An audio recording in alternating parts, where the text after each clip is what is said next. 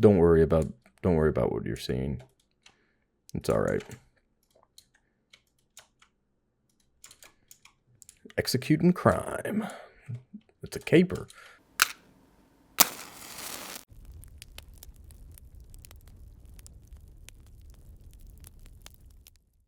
Hello, my dear friends, and welcome to MON BAZOU, or MON BAZOU. I'm not a French Canadian. I don't speak French. My wife speaks French, but she's not here right now, and I'm extremely caffeinated, and I haven't eaten today, and it is almost 6 p.m. So this is a funny episode for sure. This is definitely going to be a little different.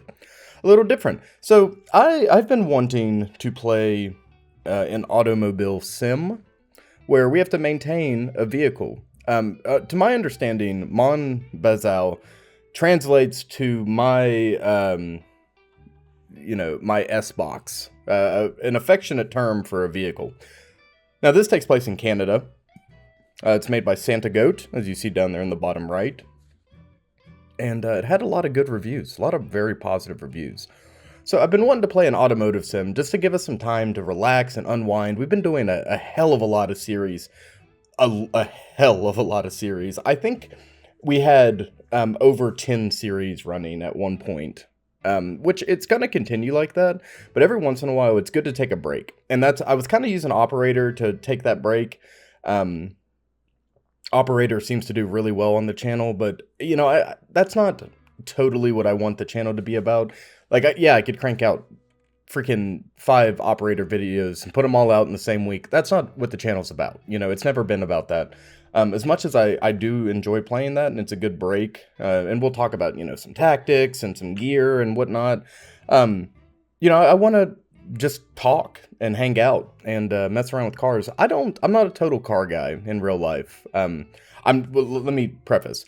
I know basic things about vehicles. I can do basic car repair. I would love to have deeper and more intimate knowledge on vehicles. Frankly, I don't have enough time. There's not enough time in a week, let alone a day, for me to be able to have all of the hobbies that I am currently interested in, as well as school and whatnot. I can't do all of that and also add, you know, vehicle maintenance on top of that. It's not possible. Not right now, at least.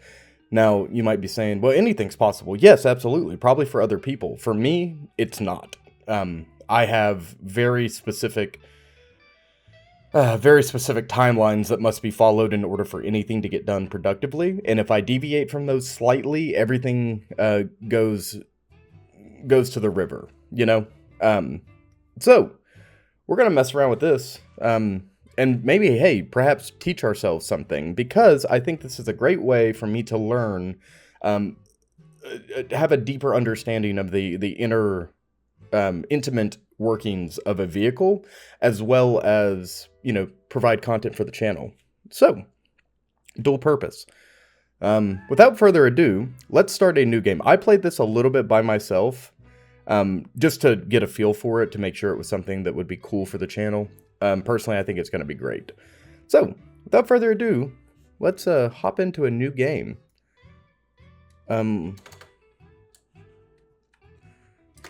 Let's do... Okay. OM Driver. How about that? OM Drive. OM Driver. Let's do that. We're not going to do hard mode or permadeath or anything crazy, because we do that in other things. We're trying to relax with this. I'm going to skip through the intro. Well, hell, you know what? Let's go through the intro together. Hello, Dev of the Game here, Santa Goat. I hate long introductions before playing a game, so this will be a short one. You live in a roulotte, your home, a trailer. You're a car guy, and that's your luxurious, scratched out, of course, home. You've just left your mother's house, and you live near your brother, Francis. Use the computer to save. A Koenig, this is your Bazou. In other words, a beater, a jalopy, or a hoopty. Oh! Folks, I bought 2 other car games as well. Oh man, the audio is going to be crazy in this. I bought 2 other car games as well. I bought The Long Drive and Jalopy, which takes place in Eastern Europe. We're going to do a full playthrough of that because it has all the good... I hope this isn't copyright music. But we're going to go through the former Soviet nations in Jalopy, but that's not this. So we have more of this to come. I thought this would be a lot of fun. It's still a 90s rear-wheel drive car, though. For some helper instructions, you can look at the to-do list in the shed. To save the game, you need to play on the computer or the portable console. There's a fuel station located in the town. You should go talk to the owner, Jock. Lately, I suggest you build a sugar shack. Okay. Interesting. Alright, so hopefully the audio is not copyright. Oh, look at us. Here we are. It is Monday at 8 in the morning, and we can change our shirt. We're going to pick green. You have to click to interact. Very good. Is there anything? No. We can sleep. You see up at the top right, we have a maple syrup and poutine bar, as well as an energy and anxiety bar. Looks like we have broken into our bathroom. No electricity. Okay. So this is more, less of a trailer, it seems. We have fry cutters to make poutine, cheese curds. We can't open any of this. What's this? Pizza delivery? Ooh, needs a driver. Oh my god.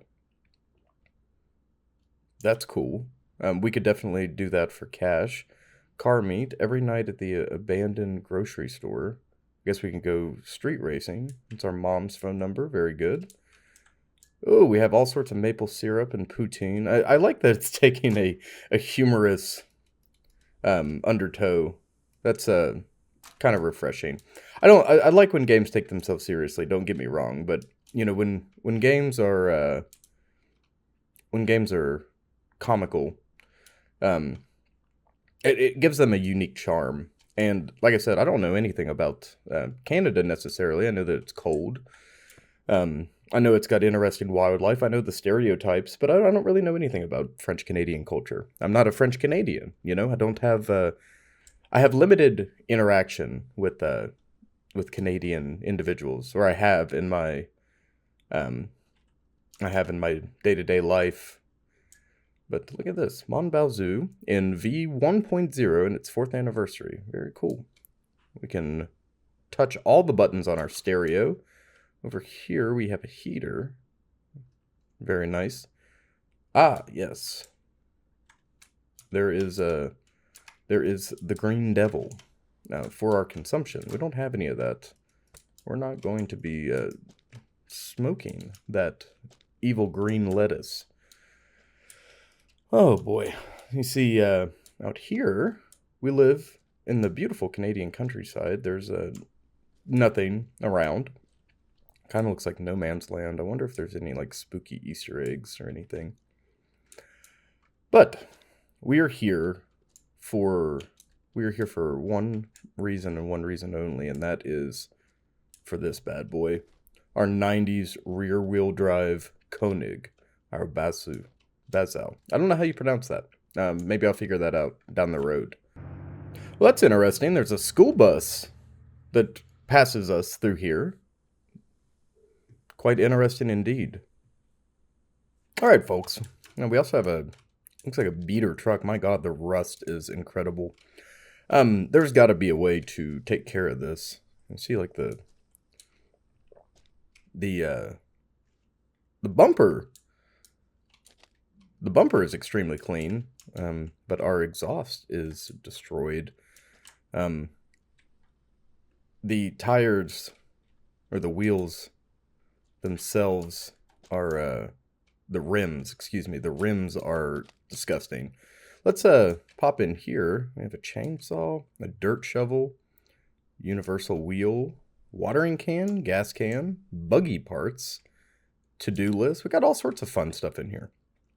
Let's see what we got to do. I'm gonna have to get up here. There we go.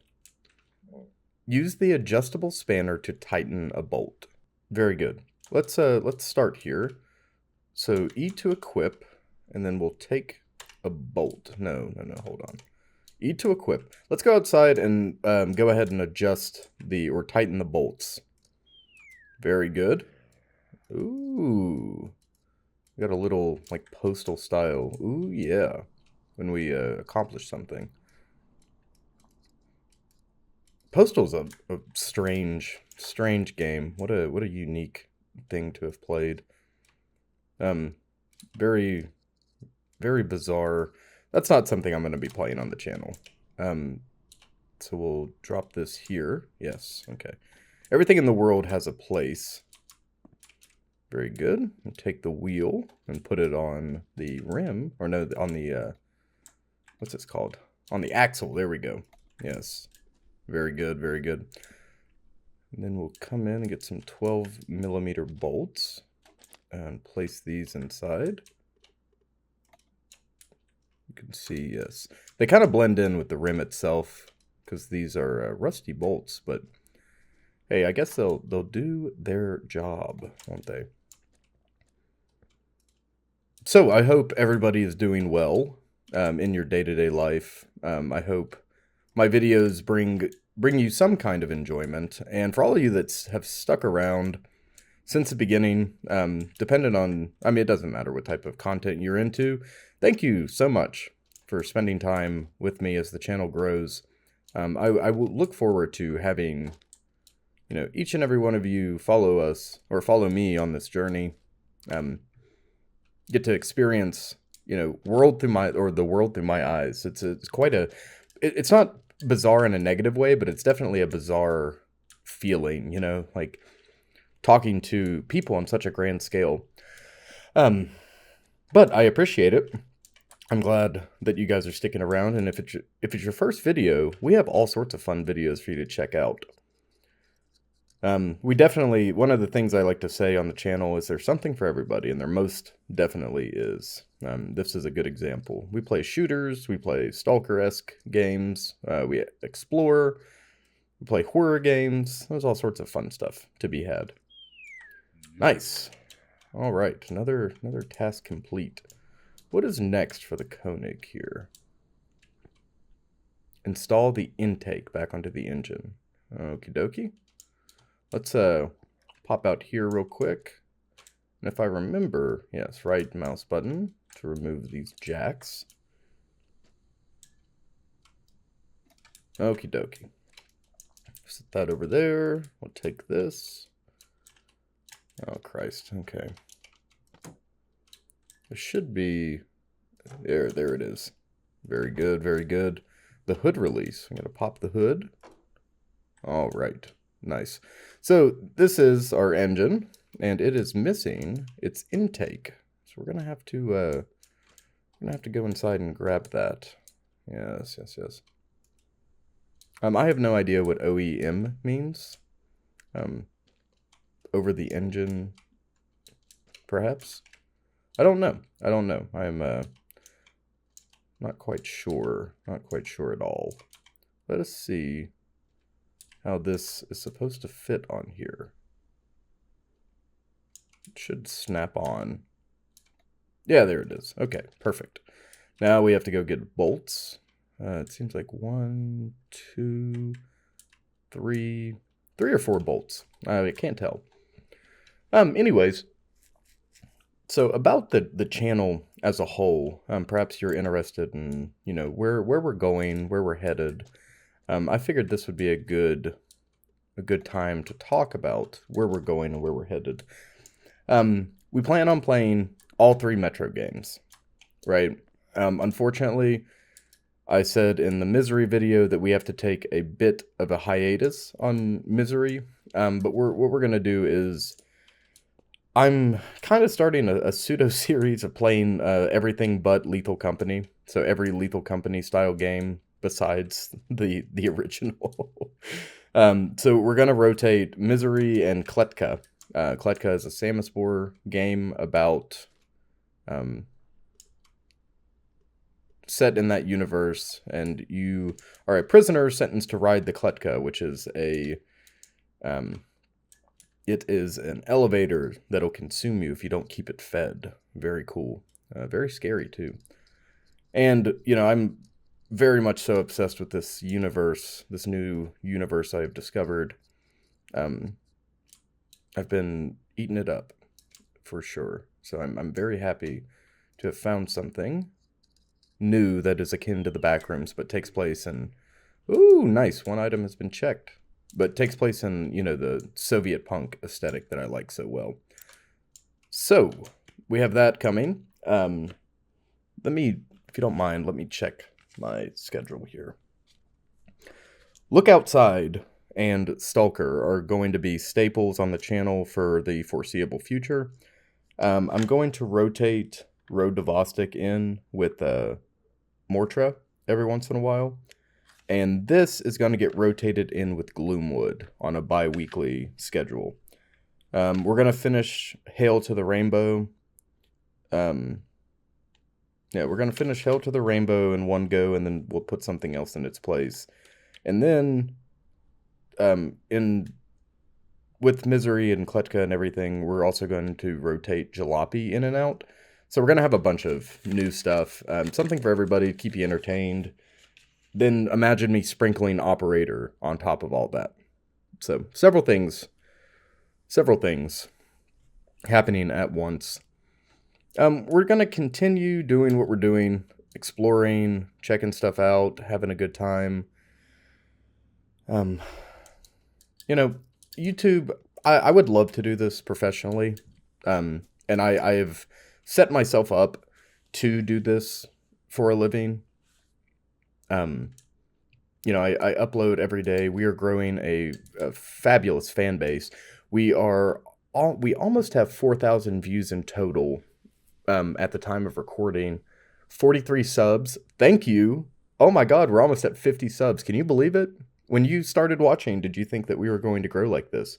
Because I surely didn't. I am so proud, though. I am so proud to be I'm so proud to be the proprietor of something like this. It's truly a wonderful and remarkable feeling. I want to talk about some other things too. You must forgive me as well with the excessive caffeination I'm under. I'm definitely feeling a little wacky. I think I've had a pot of coffee already. Like I said, I haven't eaten. My wife's not around to tell me to eat. That's a joke, but. Anyways, I want to do some non-traditional things on the channel as well. I've been trying to get into making music. Not for any reason other than to do some like neat little short videos. Because I want to sprinkle I'm not going to do shorts. I'm not going to clip videos or do anything like that. I have no interest in short form content. But some shorter videos like greater than 5 minutes, sub 15-minute videos, I would like to do some of those, but I'm not going to release those as standalones, if that makes sense. So you're always going to have long-form content like this, where I'm just talking your head off, we're running around doing nonsense, whatnot, right? I thought about maybe reading excerpts from my book. Now that's no electricity. Jesus Christ. Okay, hold on. I don't know exactly how I feel about that. It kind of makes me nervous because that is really personal. Oh, that's a kill switch. Christ alive. There we go. Get our generator started. We're out here roughing it, man. We are out here roughing it. I bet our character is a happy being. Seems like a nice life. But, you see, we have to manually watch this. Okay, dude, turn the computer on before playing. It helps. Okay, passive-aggressive hints. I'm gonna equip this, have a sip of coffee. Oh, very good. Okay, there's no more coffee then. Gotta wait for this thing to start up. Christ almighty. Taking me back to the olden days when I was sneaking into my parents' room to play on the computer. But I thought about doing excerpts from my book. If you guys want to see that, let me know. If that's something you're not interested in, also let me know. We're going to play several. I'm trying to get away from just doing straight series. So, and you're going to see that coming up in the month of February specifically. Some more stuff sprinkled in. And here in late January, you're going to see it as well. But I want to do more one-off things. I have a bunch of games I've got backlogged, right? And it's so easy to get ahead of yourself. And oh, here we go. Okay, we need to sit down to play video games. There we go.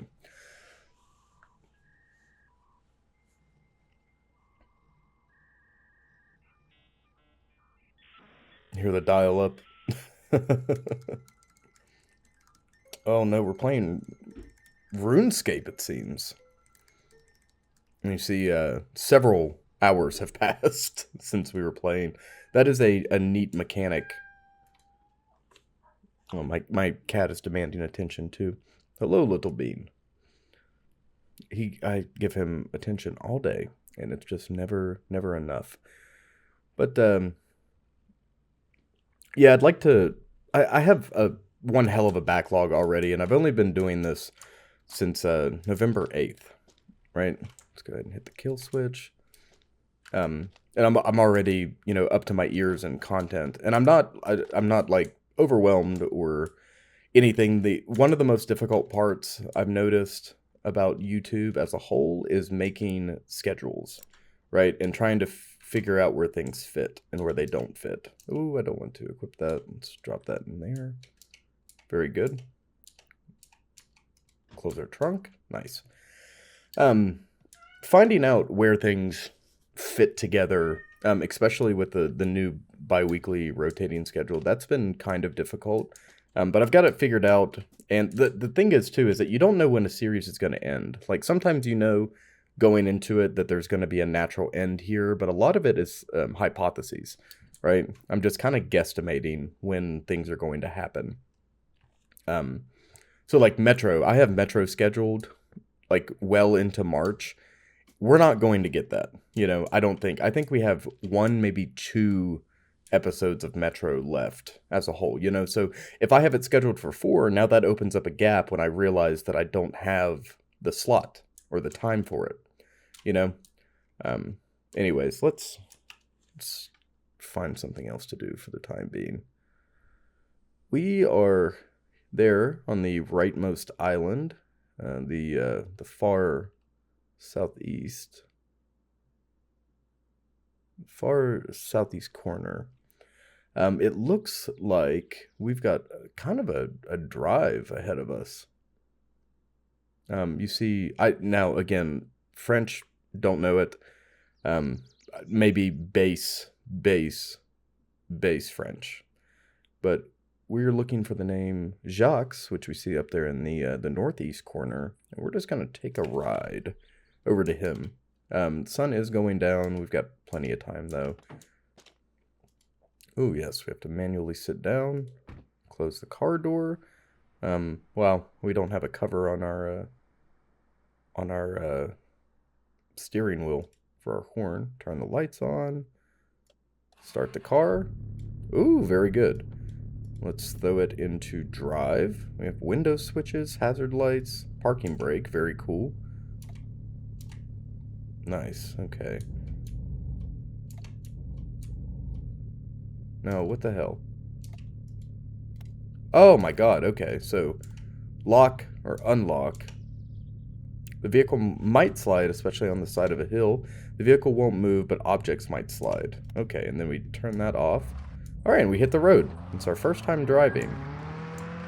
So, up ahead to the north, it does say that there is a break, or an area where we need to brake that we might not think we need to. So I'm going to be extremely cautious driving. Be very careful here. Ooh, look at this big curve coming up. The car's handling feels great. I love games that have diegetic interiors for your vehicles. There's a game coming out. Well, we don't know when it's coming out, but oh, that's where they wanted us to brake, wasn't it? Yeah, that is a hell of a drop over that edge. But they wanted us to, or no, sorry, Beta Decay, which I am super duper excited for. It has promised to have fully fleshed out interiors like this in its mech systems. So you can, you know, if you choose to be a mech pilot. Oh, we drove for 1 kilometer. Nice. Still in one piece. And it seems, hold on.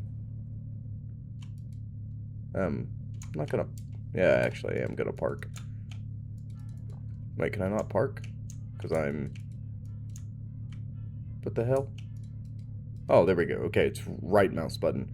No one's behind us, so I'm gonna stop and check our map. If we go left, we go into the city. We gotta go right. Alright. So let's reverse. Okay, so you have to push W, even if reversing. Oh, Christ. Okay.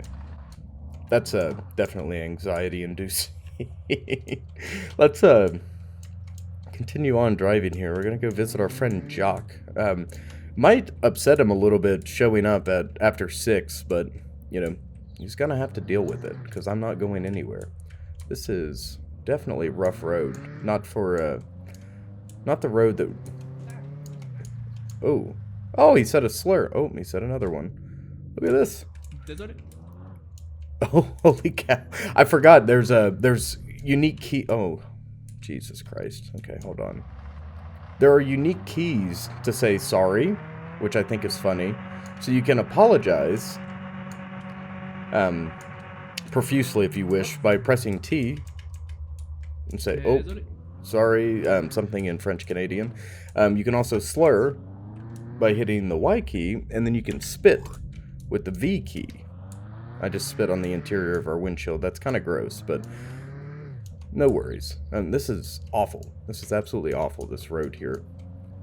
You think for a gas station you'd have a much better, you know, maybe a paved road perhaps?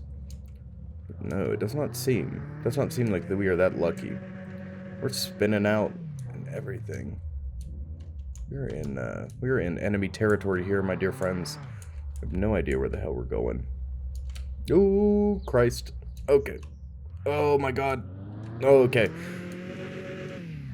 Hey, we're fine. We're fine. Ah, Jesus. Okay. Let's let it roll. There we go. And then use that momentum to get back up on the gravel road here. God bless America. Thank God for, yeah, I know. Thank God for rear wheel drive.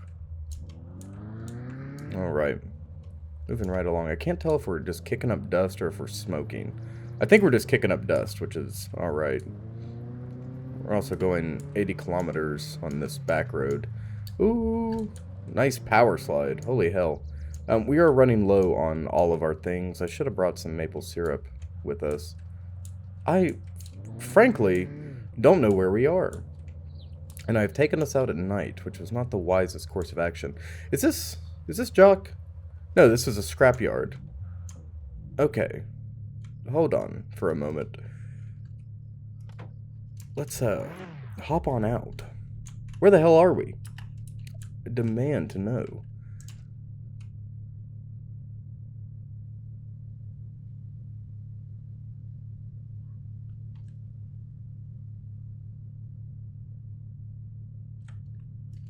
Where are we? Jim's U-Pool. I don't see a Jim's on here. J'ai vu?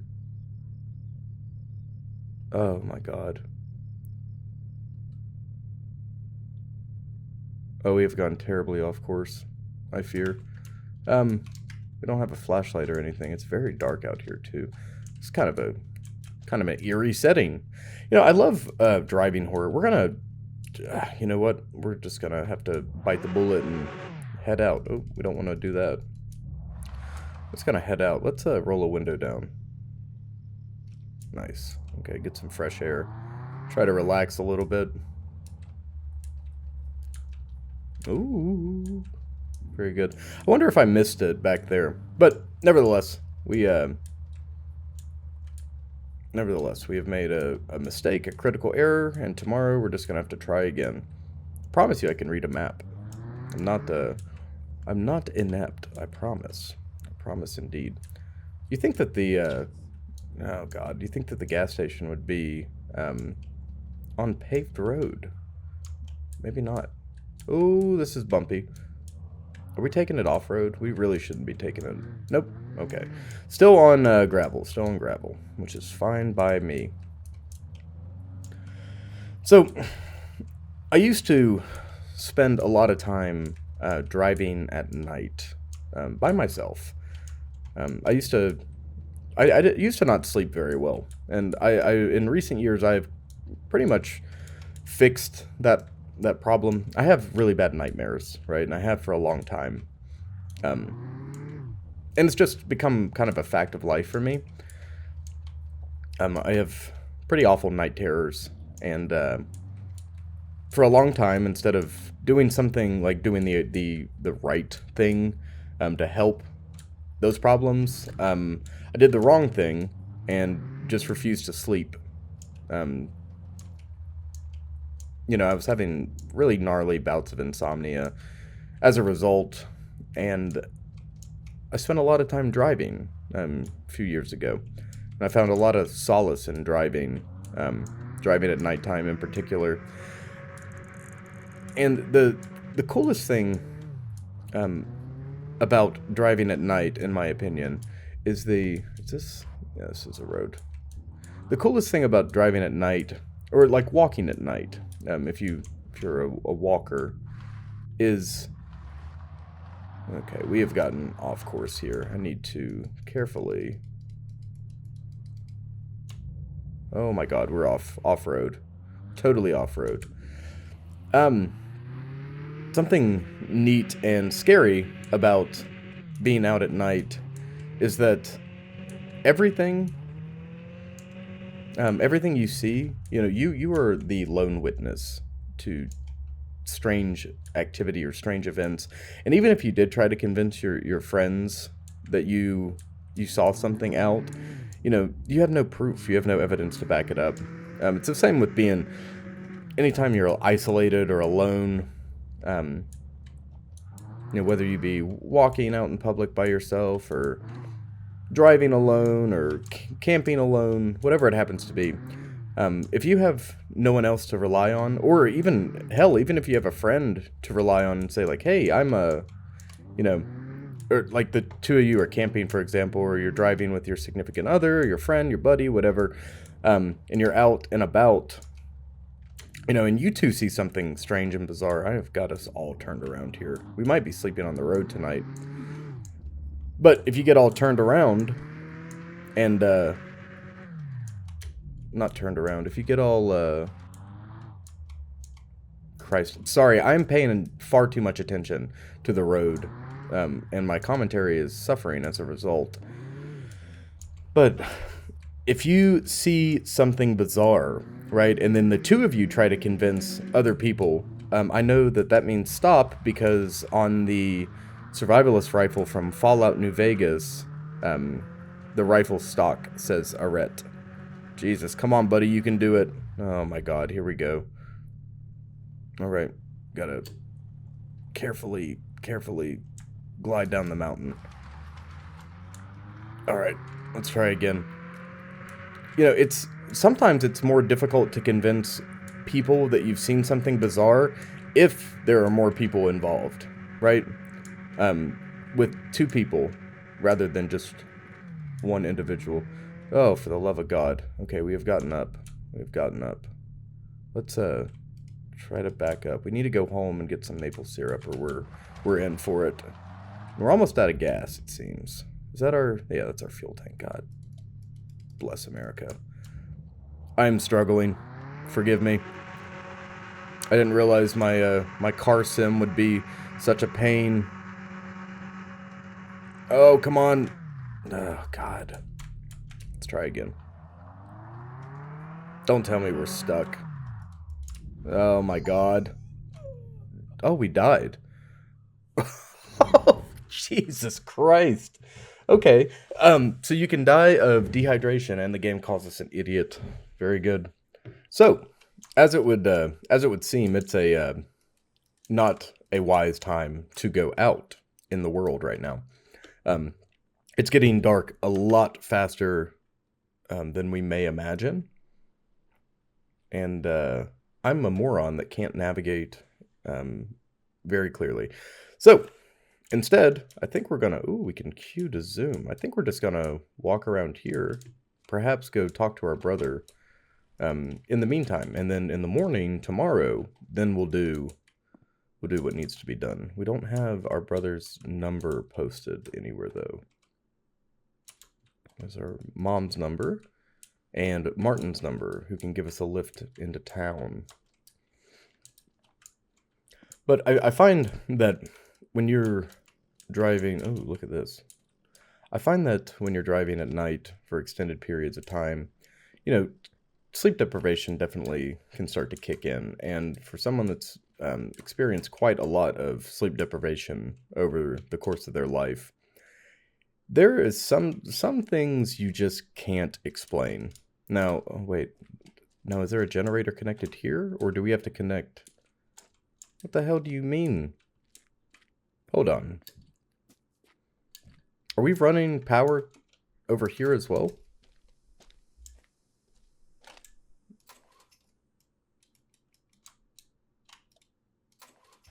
There we go. No, sleep deprivation causes you to see weird things, and there's just, like, I'm a believer in the paranormal. Don't get me wrong. Storage bay instructions. Ah.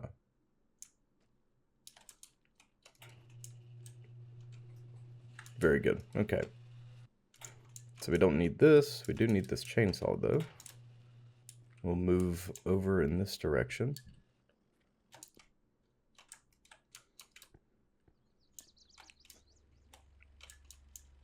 But I'm not a skeptic by no means. I firmly believe in the paranormal. I think there's a ton of stuff that can't be explained.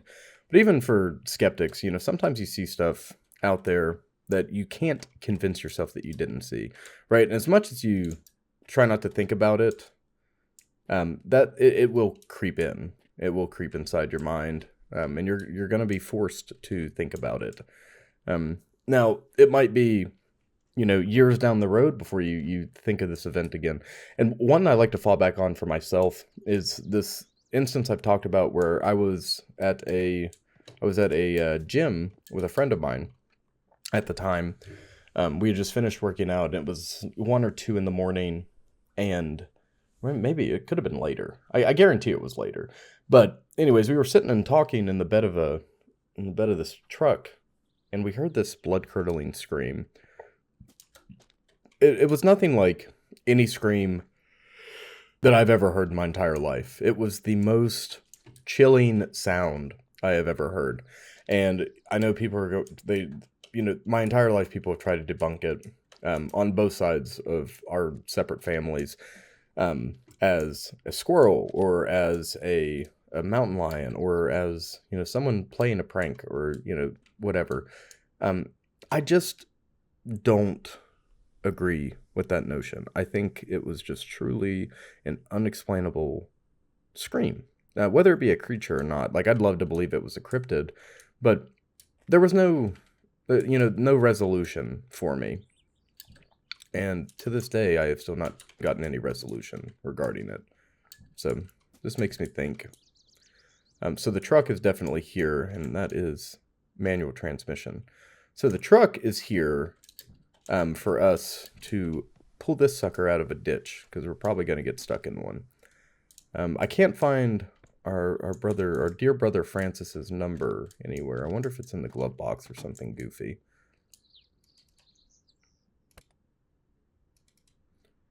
Okay, seems like it's not. What about the console? No, we can't interact with the console, it seems. Anything in the console? No. Okay. Well, let's skedaddle on out of here. Fine by me, fine by me. This, does it have its own keys? We can take this to gather firewood, no doubt. Let's, perhaps we do that instead. I know we're here to play a driving simulator, but also, oh, very good. Also, I'd like to explore and just, again, talk about nothing and everything at the same time. Let's do this. Oh, light switch on. Let's unlock our parking brake.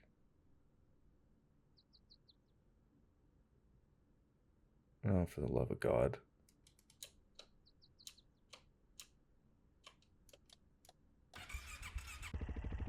There we go. Now what the hell? Why are we stuck? Okay.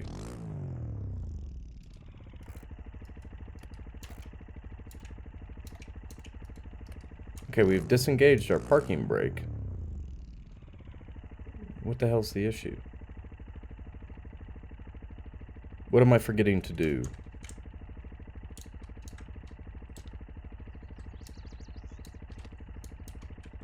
Nothing, right? It's rather bizarre.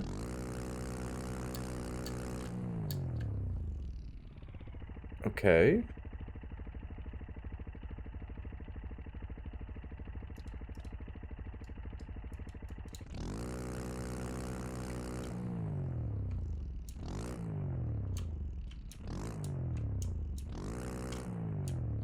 Huh, this is really, really strange.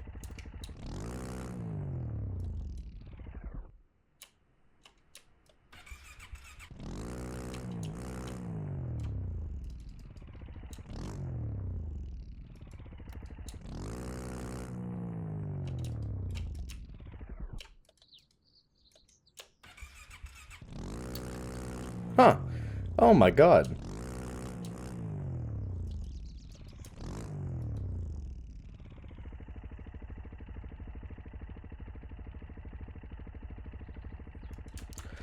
You know, sometimes ATVs will have a lever on them on the side, like a crank style lever that'll prohibit you from driving, but I'm not seeing anything interactable. I don't know what we've done here, or why we can't get this sucker to move.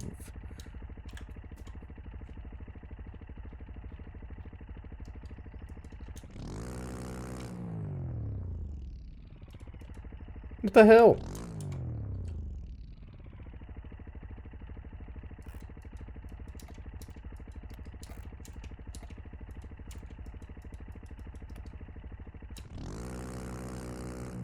Wait, hold on. Are there tires on this thing? Hold on.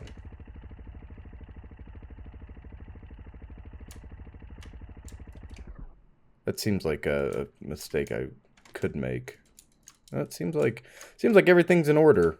I don't know why that's not working. We're gonna run inside though, because it's getting dark and I'm scared of the Wendigo, which is an Algonquin legend to begin with. I am absolutely petrified of the Wendigo, as well as the Skinwalker. I have some maple syrup. Everything else is fine. Let's just go to bed. Sorry, we're off to a bizarre start here. Going to sleep at 8 is kind of crazy. Okay, we slept for 3 hours. Now, what are we going to do for the time being? I think I'm going to play video games. Oh, we have to... Hold on. Got several things, several hazards preventing us from doing that. We don't have light, it seems, which is unfortunate. We don't have like a work light or anything out here that I've seen so far. We're going to be figuring this out one step at a time together. I don't know if we can purchase lights down the road or what, but I'm going to turn this sucker back on. Do we have lights on? Well, of course we would have lights in our house. Yes. Yes, yes, yes, yes, yes. Turn every light in the house on to ward off the to ward off the demons. The Wendigos outside. I know they're just waiting for us behind those hills. I'm going to turn this into a horror game accidentally. It is kind of scary. I mean, honest to God, you know, living by yourself is terrifying. Especially, like, out like this. I mean, there's just so much good horror that takes place out and about like this. Why don't you drive? You know, The Strangers is a great example. And one of the scariest horror movies, I think, in modern memory. The Strangers, for those of you that don't know, is there's a couple that was at their friend's wedding, and they booked this cabin afterwards, right? And they go, the main character in question, oh, Jesus Christ. Oh, okay, I'm unstuck. The character in question proposed to his girlfriend, and she rejected him at their wedding, right? So they were supposed to have this nice celebration, and it ends up not being such a nice time, right? And all the while, unbeknownst to them, they're being targeted by the group known as the Strangers, to us. Now, I don't know what they're actually called. It's never really confirmed or denied what they're called. And I stopped watching The Strangers after chapter 2. I haven't watched any of the new stuff, I think The Strangers are terrifying. I think the second movie with the characters getting killed was a little goofy. I don't understand why they decided to do that instead of, you know, I think the killing the characters makes them less scary, right? I think the concept of home invasion is terrifying to begin with. Like movies such as Hush and that one creepy movie, like Welcome Home or whatever, with the dude with the wooden mask who ends up being a cop. Like movies like that are gross and scary, and you know, being confined to your own home is a terrifying concept, right? Now, you see in movies like The Collector where Art, the individual breaking into this family's home, you know, he goes to break into their home under the guise that it would be a quick, easy job, and the Collector has turned it into a murder castle, like an H.H. Holmes style murder castle, which is a terrifying reality. And he finds himself trapped within the confines of a home where, you know, hallways and doorways and whatnot are just not what they seem. You know, he has converted it into a one big jigsaw trap. Which there's a lot of theories too about that and whether or not those two universes are connected. Some people say that the Collector is a victim of Jigsaw. And then some people say Jigsaw is Macaulay Culkin from Home Alone. So, you know, I guess believe what it is that makes you happy. But I'm going to try this out again. Why is this not to work?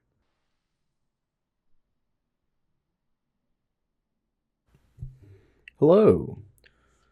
All right, folks. For you, this should have been no time. Let's double check here and see where we're at. Real quick, I had to step away for a moment. I just want to make sure everything's together. We got the car all done up. Very good. We haven't cut logs. Okay, so you're not going to see that. But here, I wanted to talk. Oh, there's our spit animation. Look at this. Watch. We hit V. Look. Boop. There it went. We can actually physically spit in the world. I think that's kind of funny.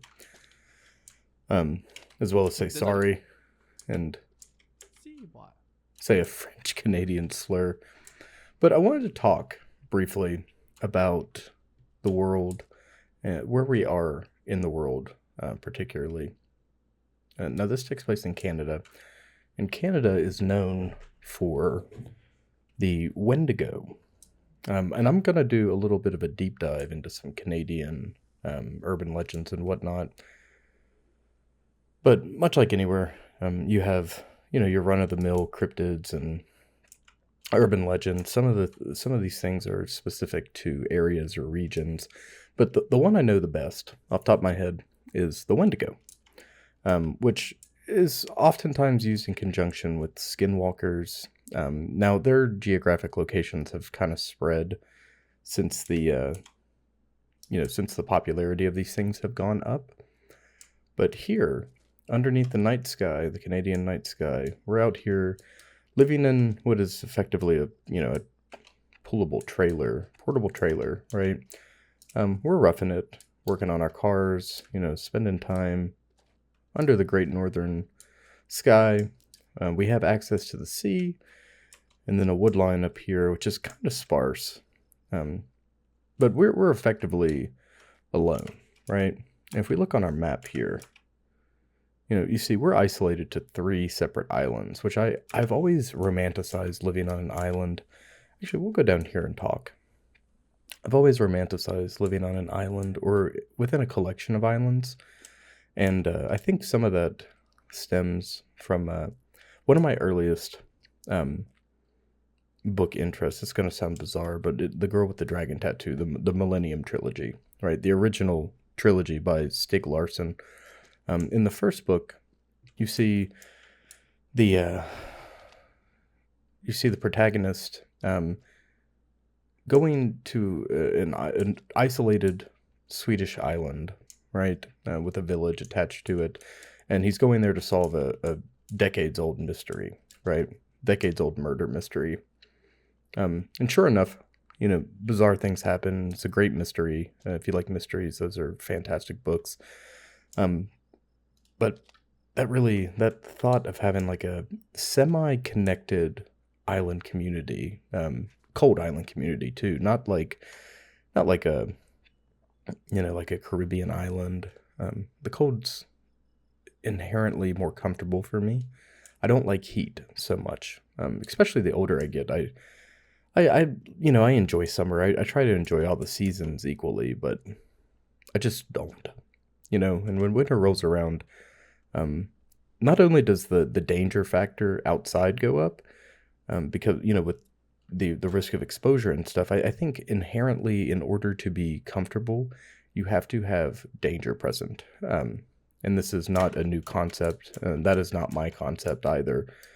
So don't quote me on that. That is not something I have developed.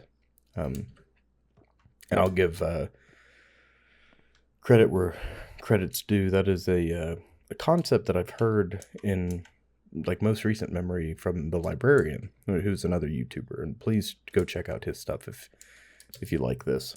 But, when you think of comfort or the idea of comfort, there has to be some present danger, right? What good is a fire inside your house, or, what good is a fire on the beach here, for example? Like over here, we've got these chairs and this fire pit set up. What good is a fire on the beach if you're not just a little bit scared? Or, if you're not looking over your shoulder, wondering if shadows are darting in between, or if you're being pursued by, the Wendigo in question, or if there aren't strange noises in the forest. Is it really a campfire in the woods or on the beach or wherever if there's not strange phenomenon? And I think the answer is no, for me at least. I think, at least for me and people like me that appreciate a good scare, I think you have to have that element, that fear, that primal fear. You have to really tap into it. And it's not necessarily controlling it or letting it control you. It's just letting it exist, letting that fear exist in the back of your mind. Like what if there is, there's an urban legend about this coast where a young woman drowned in the 1900s, and, on a full moon, clear night like tonight, she crawls up the pier, crawls up on the beach and wails. I just think stuff like that is so cool. Quite bully indeed. And I enjoy that a lot. But out here, this is not a horror game, but I think this would be a great backdrop for a horror game, because not only do we have the sea, right, the sea is prominent in horror because it's not only is we know more about space than we do about our own ocean. The ocean covers roughly 70% of the Earth's surface. Um, and almost none of it is, well, actually, none of it is potable water, right? So it's also home to hundreds of thousands of different species of fish, some of which are alien and still being discovered to this day. It has numerous deep points in it. And you see the sun's coming up. We get a sunrise here. It has numerous trenches carved out into it. Marianas Trench, and Challenger Deep within Marianas Trench being the most popular, which is 10,000 meters, like 37,000 feet, 33,000 feet underneath the surface.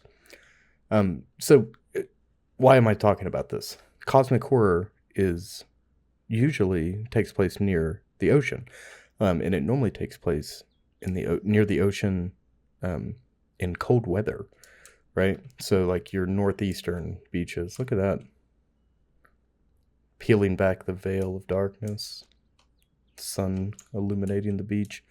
Quite gorgeous indeed. I love paintings like this. Early morning or late in the evening. Portraits of the empty ocean, perhaps a small rowboat here, or ghost vessel on a stormy sea. Those are my favorite paintings. But what was I saying? Yeah, cosmic horror and the sea go hand in hand.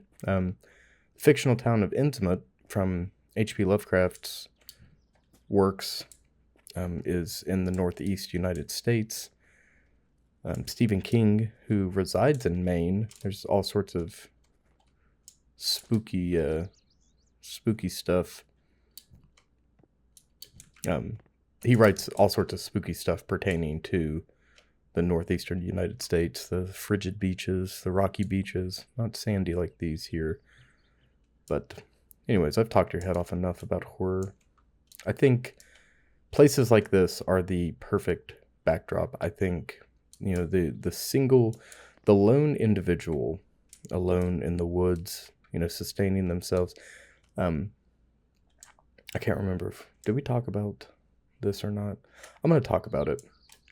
If we see something bizarre here, and we'll use our character, for example, we have multiple numbers around our room, or around our home here.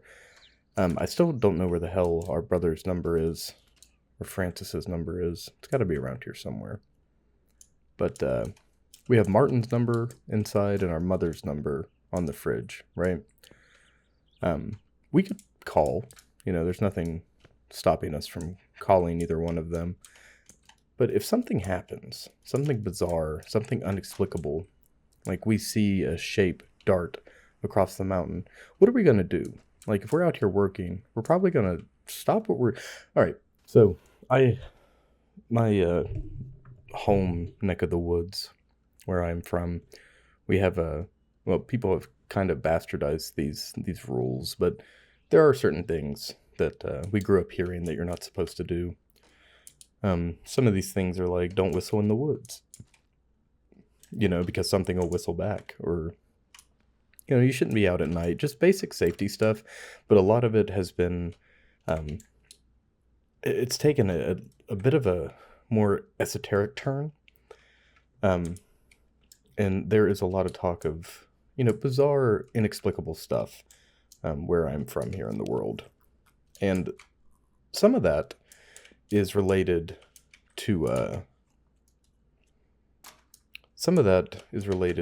to seeing and hearing things, right? And what people always say, oh, we can use this wheelbarrow, very cool. What people always say is, if you see something, and I'm no different, I say this too to people, if you see something, no you didn't. And you might ask, what am I talking about?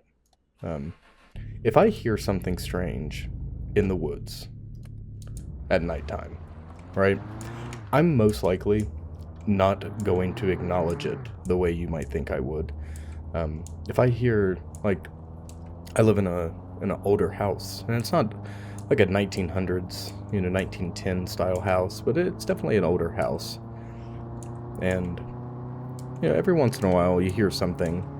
And again, I'm a big believer in the paranormal, but you hear something that you just know isn't the house settling, or isn't your cat rummaging around, or, your partner rummaging around. And you hear something and you can't quite explain it, but what are you going to do? I mean, you could seek out the noise, which oftentimes I might go and check. Oh, a rabbit jumped out in front of us. It's like a black cat. Black cats are good luck. Don't let anyone tell you different. But, you'll creep out and go investigate, and you look around and nothing's there. Right? And then you just go about your day. You don't bring it up. You don't talk about it. You don't think about it. You just coexist with the strange phenomenon.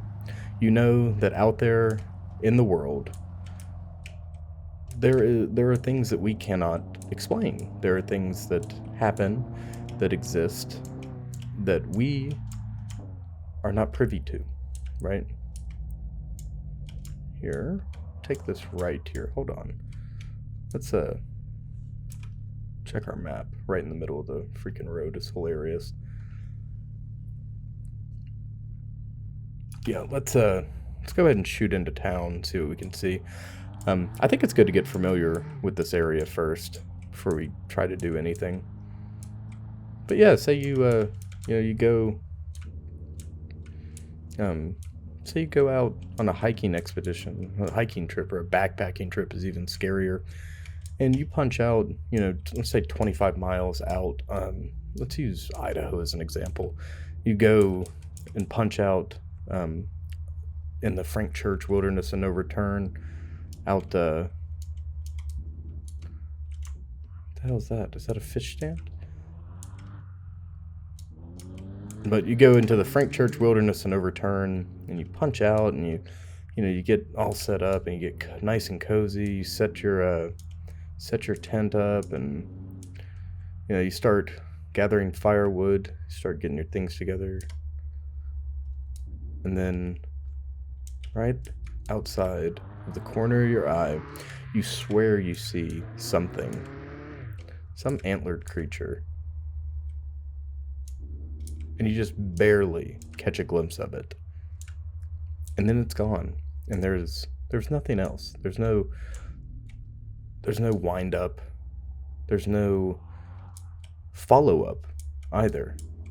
I think we are way off course here. Yeah, I don't think we're just gonna go off road here. We'll blow this stop sign too. Don't do that in real life. This is a video game. Don't speed in town either. You shouldn't be speeding. But so this creature darts off, and you swear you see it, and you spend the next several minutes, several hours even, trying to convince yourself that you didn't see anything, right? Like most people would. But then you're just forced to live with that knowledge that you think, ooh, look at that drift, my God. But you're forced to live with that knowledge that you think, something's out there with you, and you just can't prove it. And who would you tell? Do you tell anybody?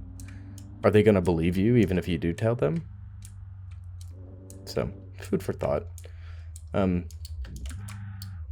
to get better at kind of talking on the fly about random nonsense like that. But it makes me think very often, because there's been just about innumerable times where I've been out and about in the woods, especially in the past. You mix sleep deprivation with spending a lot of time out in the woods, and you get really bizarre. Ooh, my God. Hold on, we gotta slow down. But you get really bizarre stories as a result. So we came back. Yes, okay, that's the bridge we need to take, as a matter of fact. Alright. Gotta use our Prindle. Oh, Christ alive. No freaking way we got stuck. Oh, for the love of God. Okay, hold on here. Let's hop out. Yeah, we're definitely stuck. Rear wheel drive doesn't make a bit of difference. Let's see if we can unstuck. Okay, we can't just divine unstuck our vehicle, huh? Can we push? Can we push our vehicle? No. Okay. Well, folks, we have gotten ourselves irreparably, irreversibly stuck.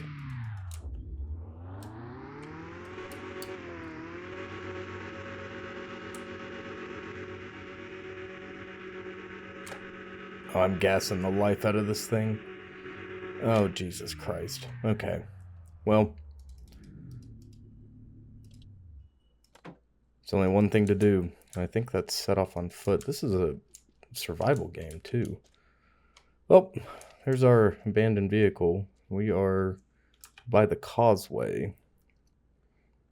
Okay, we're not too far from home. So we're going to go up over the mountain here. We're going to go get our truck and pull this sucker home. This is not what I expected to be doing this early on. I did not think it would be this difficult to get off the ground. I've never played a game like this, though, so I don't have too many expectations. Like I said, I just wanted to use it as a backdrop because I feel like there's not a lot of mental energy that needs to go into it, so I could just kind of like freeform talk. And I definitely think that's... Oh, hey, there's our house over there. Okay, very good. Yep, don't mind me, just just abandoning my vehicle on the side of the road, attempting to find this gas station. You know, I don't speak French, which is... Yeah, so I don't speak French. So reading the map, it's just a little difficult for me. I see down to the left, Vroom. Yes, most definitely means that's where the racetrack is. Everything else is kind of ambiguous. Honestly, we should go to the left up here. Once we get our car back, we'll bring it over to... Oh my god, we'll come back here, take our car across the left causeway, and then take it across the right causeway in order to get to what I believe is the gas station. Okay. All right. Well, here's the fun part. Driving a standard. All right, so we have to use the number keys.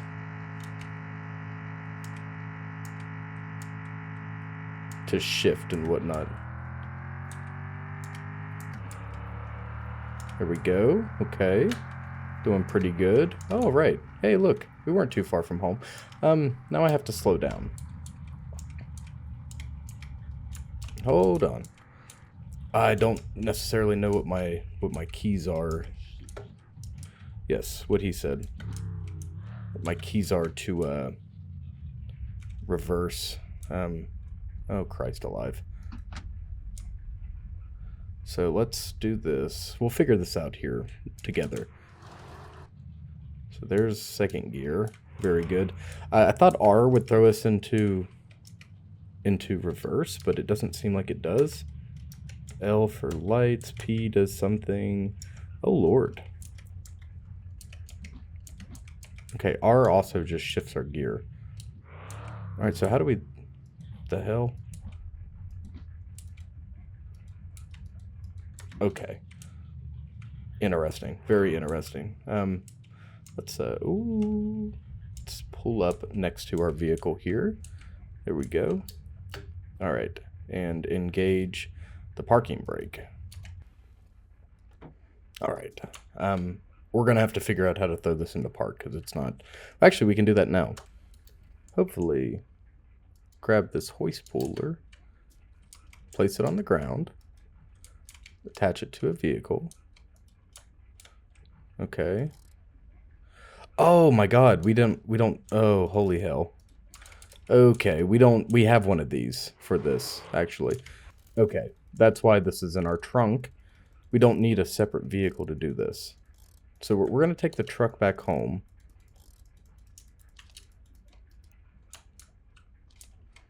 After we do this. Thank God there's a feature like this. See, we're learning together and having a great time doing it. Who would have thought we would have got stuck so soon? I'm sure none of you thought that. Not even a little bit. Not even a little bit. In our S box. You know, I was watching this guy. I can't remember. He's an Australian bloke. I was watching him. He wears a green balaclava. I was watching him. He's definitely a car guy. And again, I've said before that I am not. Back in the trunk. Very good. All right, let's go ahead and skedaddle out of here. Ooh, first gear. There we go. Oh, yep. Turn our parking brake off. Shouldn't be driving with that active. But yeah, I was watching him on TikTok several months ago, and I was like, man, I wish I enjoyed cars more. Like, I don't dislike cars by any means, but I'm just not as into them as I'd like to be. So I'm hoping this will I'm kind of using this as a excuse to enjoy cars more. I know I should be shifting. You have to excuse me. Thank God there's not a clutch, because we'd be all over the place. Trying to operate an imaginary clutch is crazy. All right, on, locked, off. Nope. No, I didn't want to do that. All right. Okay. Nice. All right, now let's run back. Ooh, the fog's setting in. This is getting eerie. I know it's, it's got a dynamic weather system, and I know it's not a horror. Oh, God, I had a chill. I know it's not a horror game, but I'm definitely convincing myself that it is a horror game. I mean, come on, look at this. You can't tell me we're not at Innsmouth.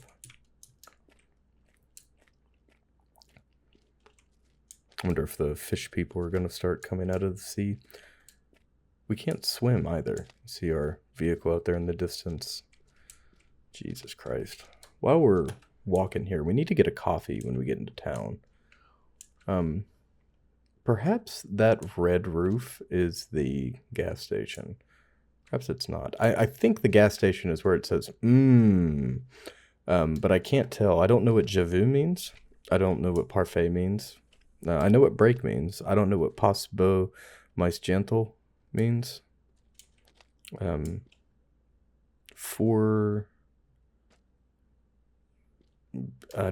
couldn't tell you. I honestly shouldn't even attempt it, because my word association is just as poor as my grammar as a whole in French. Let's see. Hold on.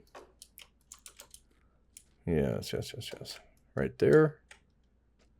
Right there. Let's crank it up.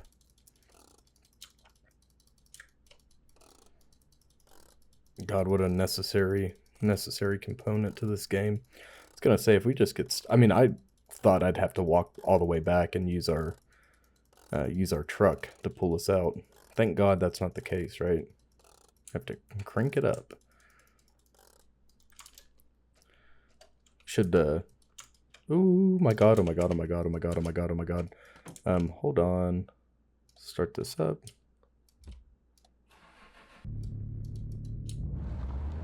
Oh, God bless America. We're back in the ditch.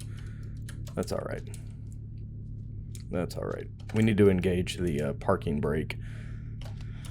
Oh, it's not a perfect science, folks. It's not a perfect science. Hopefully we don't get ran over by the crazed bus driver. Gotta watch out. Watch your back out here. It's never safe. Not between the Wendigo. Come on, man. Come on. I think we're getting it little by little. Definitely. Need to engage the parking brake here in a moment. Once we get it up a little further, for every step that we go up, it seems like one step, we go one step back.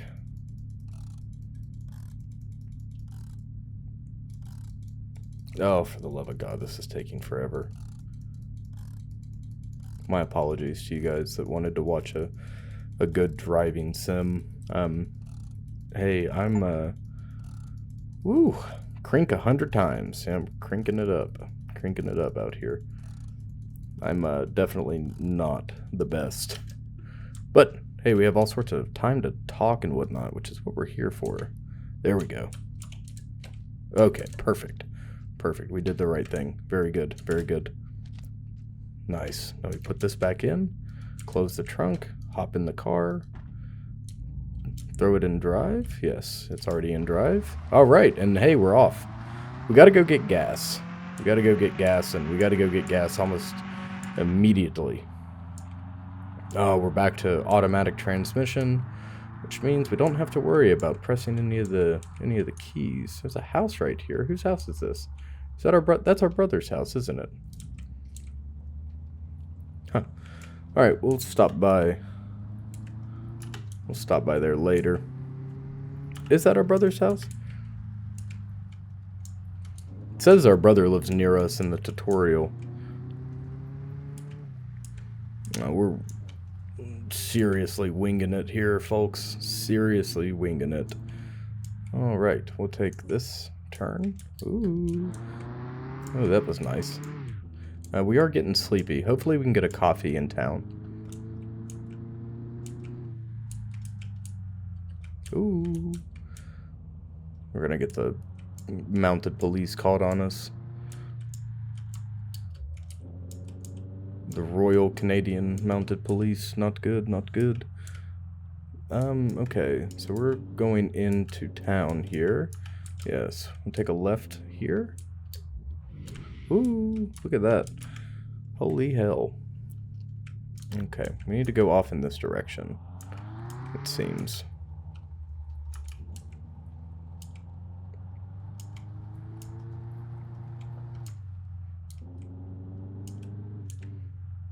Yes, very good. Very good. We are getting somewhere. We're definitely getting somewhere.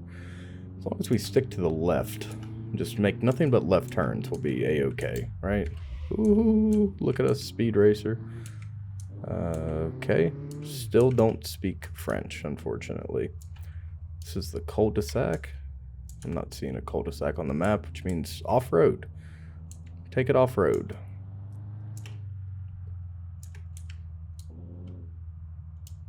Turbo. What is this? Is this a... Oh my god. Where is the gas station?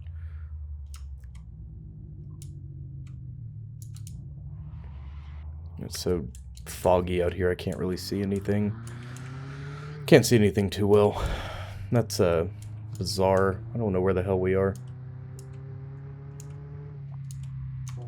It's another cul-de-sac. We're gonna turn around in this person's yard, quite literally. We're breaking so many traffic laws. We're going to get arrested if we keep it up for disturbing the peace. Reckless driving, reckless endangerment, wanton endangerment, perhaps. What's this red building over here?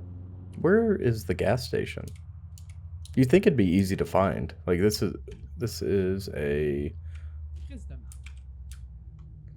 What is this? Lumber yard, lumber mill. Okay. This is the lumber mill. So if we take this road down, we should run into all the main stuff on the main drag, right? We've been through here before. This is the decor center, a place where you buy stuff for your home. This is a place with a Canadian flag. It's a post office. It's a bar. We don't need that. There is a general store, perhaps. Looks like a grocery store. A church, big church, right in the middle of the island. Yeah, I know. Alright, to hell with it. I guess we're not getting gas anytime soon. It's gonna really suck when we run out of gas.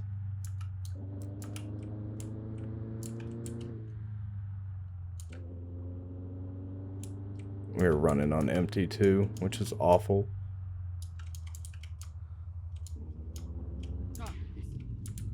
Oh, well.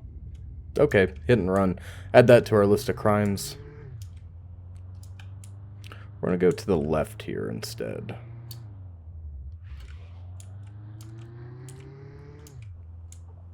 I have no idea if we are accountable for the crimes that we commit or not.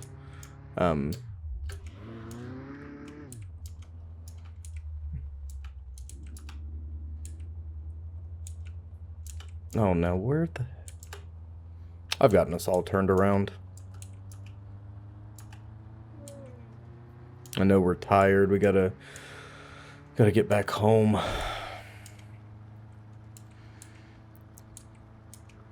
Well, I was really hoping that we would get like some type of clear direction here on our own, but I'm probably gonna have to look it up. We're gonna have to go home and rack out because I've taken us all over God's creation without doing anything worth merit or mention, which is causing my commentary to suffer just a little bit as a result. The lack of super... Oh my god, oh my god, oh my god, oh my god. Hey, look at us. Hey, we're back home. We're gonna have to take our truck out. Okay, let's take a breather. Let's turn this on. Get the hell out of here. And I'm going to look up where the gas station is because I have no idea. And forgive me if you guys are screaming at me. If it's simple, regardless of simple or not, I feel like we've been all over this area and not found it. All right. We are waking up in a much better mood. We had unfortunately got on the wrong side of the bed. Just a little bit.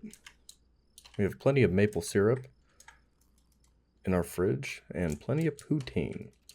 But in order to sustain our very Canadian lifestyle, we're gonna have to get to the gas station. Start at the gas station, right? So this is a nice little horror drive. We're gonna go on a night drive together. Our only danger is running out of some of our base. Oh, let's disengage our parking brake. Is running out of our base necessities. Maple syrup, poutine, food and drink, energy. We just slept, so we're waking up at 01 in the morning, 1 a.m. sharpish, going on a night drive. If I could play Kavinsky's Night Drive, I would right now. Our anxiety is high.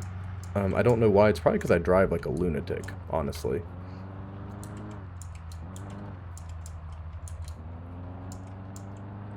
That's our brother's house. I just figured that out by looking at a map online that tells us where everything is.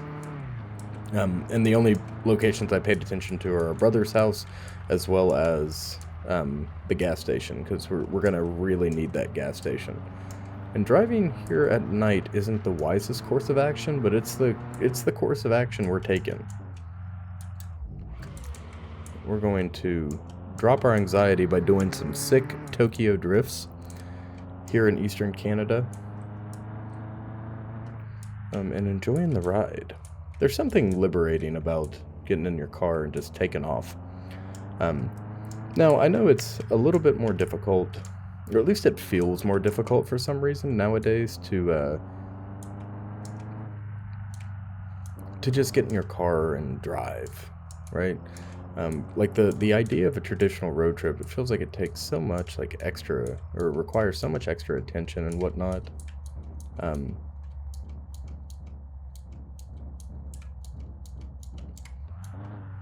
that's just because life throws a bunch of ooh, who's up here? Oh. Uh-oh. So this is where the track meet, or the swap meet, takes place. But no, I mean, every once in a while, if you drive, you should go get in your car and take it on a ride. Okay, hold on here. We're getting close. I can smell it. It's one more up, isn't it?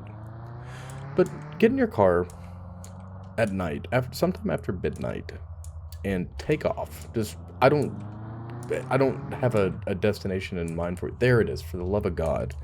Thank Christ. God, man. I need to fill up here. Is our tank on the left side? I hope our tank's on the left side. Alright, let's throw this in reverse. Okay.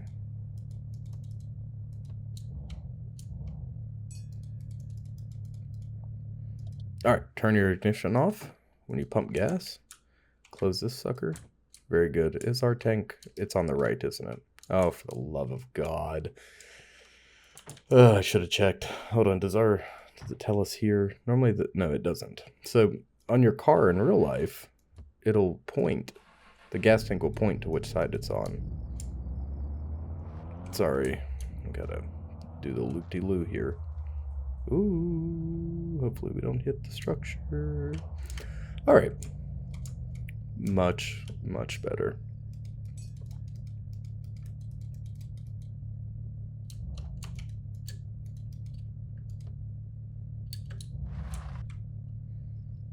Okay. Alright, we should be able to get it there. So, let's reach up under here. Should have a release. Well, maybe it's one of the poppers. Are you a popper? Yes, you are. You have to use the right mouse button to unscrew that. Very cool. It just sticks there. The store is closed. Now get out of here. No, absolutely not. I'm waiting here until you open. I urge you to hop in your vehicle and pick a direction, somewhere like an hour out. Just get in your car and drive. Listen to music. You don't have to do it in silence or anything. You can go listen to music, you know, if you're with friends or your partner or your significant other, whoever. Listen, talk to each other, have a good time, enjoy yourself, you know, just get out on the road. And see what you run into. You know, take time to slow down, right? And I think that's what I'm getting at above all. It has nothing to do with road trips. Slow down. You do not need to rush around. You do not need to rush about in your life. Even though it feels like it, life is so fast. Life is so fast, and then it's over. We only have so much time on this earth. I left our lights on. Our battery's gonna die. Jesus Christ. Run, run, run, run. But we only have so much time to enjoy life before, you know, it's over. And once life's gone, it's gone. As far as we know, that's that's the end. But we're not here for the philosophical argument of the afterlife. What we're here for is for me to tell you, you need to take a deep breath, go outside, touch grass, talk to your friends, you know, be nice, be kind, be gentle, be patient, have understanding, you know, smell flowers, laugh, play in the rain, get the ever-living life scared out of you. Go ghost hunting, you know, get in your car, listen to Kavinsky, pretend you're Ryan Gosling and drive. I do it all the time. It's so much fun. You know, don't let other people dictate your life. Don't fall into the societal traps and the norms and whatnot. You know, spend time with your children. Teach people things. That's what life's all about. And that's kind of what we're hoping to feel in this game. Is just the slow-paced nature of life and enjoying life. And I know people are going to say, well, you know, probably things like, well, I work for a living or whatever, and like, oh, I have to, you know, it's not that easy. I got to pay bills. No, it is most definitely that easy. I might start an argument with that. I'm sick of the argument people have where, you know, people work over 40 hours a week and they say they work out of necessity, but they really just work because they're avoiding, you know, they're avoiding the responsibilities in their life. What's the point of making over $100,000 a year plus when you don't get to see your family whatsoever, right? And people that do that, they always say, oh, you know, I'm doing it for my family. I'm doing it for my family. No, you're doing it for yourself, right? Because if you were doing anything for your family, you would spend time with them. So I don't agree with that. I think that's a cop-out argument. I like that I can jump. We have such a high vert, we can jump right on top and right over these gas pumps. Yeah, that's a frustrating argument I hear or at least I used to hear often. I got to work for my family. No, you're working because you won't say no, and you want to look favorable, right? It is that easy. Life is a choice. Everything in life is a choice, right? And people say, I don't have a choice. No, you always have a choice. Now, the consequences of that choice are something that you don't get to decide, right? But you do always have a choice. There is right and there is wrong. You should know the difference as a human being, you know. So, hey, thank you for coming to the Observer Monks TED Talk while we wait on the gas station to open. It is 7 in the morning. What time do you open at 08? Ridiculous. Gas station opening at 0. Well, it's a garage too, I guess. There we go. Open up. Hey, spawned right in for us. Wow. They're like mannequin people. Very scary. Ooh. Very cool. All right, I don't know how much of that you're going to hear. Look at all this. Oh my God. Shocks, tire pumps, universal brake rotors, calipers, wheel bearings, bolts, rust repair. Oh my God. Ooh, okay. This is what we're going to do. Hold on, I'm going to get really excited. We only have $100 to our name, and we have to manage our resources effectively. So I'm going to get regular gas. I don't want to... Oh. Okay.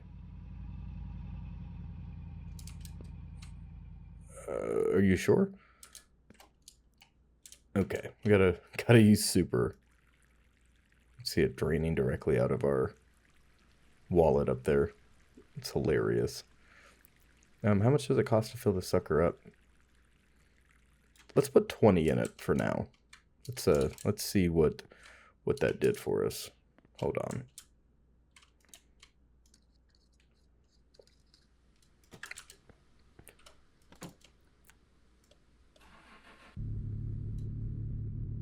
Half tank. Okay. Half tank for 20 bucks is actually kind of crazy. In this thing? Are you serious? All right. That's all right. Let's run in here and buy a... Let's waste our money. Let's buy a rust repair kit.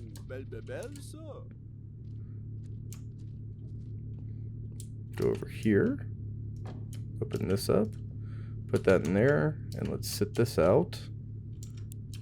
There we go. Oh. The controls are a little bizarre, which is not the game's fault. It's definitely me just having a hard time. Can we use regular for our... Oh my God, are you serious? We have to use super for everything else? Really? Hold on. Oh my God, peasant fuel is ridiculous. Jesus Christ. What's wrong with unleaded 87? Someone tell me what your opinion is on unleaded 87 and why it's such a bad thing. Unbelievable. We're bleeding ourselves dry here. Bleeding ourselves dry. We gotta go work. We gotta go to work now. Gotta go work to make money. For us. We don't have a family. Tie our nozzle down. Make sure we don't lose fuel. Put this sucker in here. Yes. Alright, folks. We are off. It just took us an entire episode to find the gas station. No problem, though. No problem. Let's disengage this sucker and head towards the church. Churches are going to be our landmark. But, no, I know I probably sound kind of militant. I'm not telling you what to do. I am simply another voice in your ear telling you to enjoy life and slow down. Do fun things. Enjoy whimsy. Embrace practicality and functionality. Don't worry about what people think of you. You do what's right for you. You get out there, and you do what makes you happy. Right? Don't waste your time doing stuff that upsets you or stresses you out. You know, life is a series of choices, and some of them are far more important than others. Some of them seem mundane, but every choice that you make will have impact in your life, and they are important choices. So just care about your life, care about your choices. You do matter. You matter. You are important. You are loved. Yada yada yada, all that fun stuff. Got a lot of time to just sit here with our thoughts and just soak in the world for what it is. The fog has gone, which I am appreciative of. We're coming up on our house pretty quickly. Nice. We're gonna hang out and do some repair, auto repair. We're gonna back into... Ooh, fancy. Yeah, look at us. Ooh, come on. Hey, stop that. There we go. Look at us. Fancy.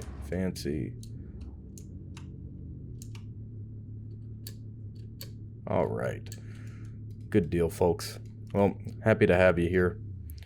If you're just now tuning into the channel, this is probably the worst point you could have come in. Or maybe the best. I don't know. I feel like we're just... I don't have any... There's no goal. There's no defined task. None of that. We're just hanging out. I figured perhaps I could tell you something about me. Maybe that would be a good starting point. So I'm the Observer Monk, and I took that name because I wanted something... I think I talked about this in Misery before. We got hops like crazy. I think I talked about this in Misery previously, about why I took the name Observer Monk. I love the concept of warrior monks. Soldier diplomats, The idea of being a warrior poet, right? A soldier, but also a tactician, not just a soldier, I never subscribe to the idea of just, following orders. I always wanted to make a difference, right? Or look at things deeply. And that's what the channel's about. Like, it's better to give an example. Oh, we're on the roof now. Look at us, perched like an owl. It's better to give an example. Like the way Khan perceives the world in Metro, that's kind of how I like to look at the world. I'm not a saint. I'm not a perfect person. Nothing like that. I'm a human just like everybody else. And I make mistakes in all sorts of stuff. But I like to look at things in in more of a thoughtful light. I like to explore the... ooh, look at that. Holy hell. Clean as a whistle, baby. Clean as a whistle. Well, it's going to take several of those to get the rust off this rust bucket. Man alive. I didn't realize that was a one-time use thing. Look how clean our wheel is, though. At least that front wheel is rust-free. Well, we wasted $40. But, I like to be thoughtful about the world. Think deeply of the world and little of yourself. Miyamoto Musashi said that in the Decado, which are the 21 precepts of a good life that he wrote for his last apprentice prior to his death, right? And he was an undefeated swordsman, master tactician. I like the greats. I like the Stoics. I like to read people's writings, people that were leaders or conquerors that were also thoughtful, like Aurelius. Anyways, so that's what I was thinking. That's where Observer Monk comes from. Like, I want to be a part of the world and exist within the world that we have here. I am in this world. I am submerged in whatever world, whatever game that we're playing. This is now my life for the time being, right? Cut this tree down. But also, look at that. Felon Pines. But on top of that, I'm not here to change the world necessarily, right? I'm here to exist within the world and play by its rules in the way that, we would, or we should. Like I'm going to play a shooter, for the most part, like every bullet counts, or play a story-driven game and be thoughtful and cautious and, stuff like that. I'm not here to be overly reactive or, have a ton of laughs. Like, as much as I would hope that I give you some laughs and enjoyment and stuff, um, it is more of a thoughtful channel, right? We're kind of an exploration, speculative analysis channel, and we touch on a bunch of different subjects. Those of you that have been around for a while, we will hit anything from different weapon systems to, battlefield tactics, what works here, why this works, why I like cats, what type of books I like to read in my spare time, et cetera, et cetera. Movies, why, different horror concepts, different types of scares, and why I find them to be effective. Talk about the woods, being out in the woods and survival, and solitude, what it's like to be alone, right versus wrong, morality. We can talk about anything. And we're going to talk about those things more as they come up naturally. But,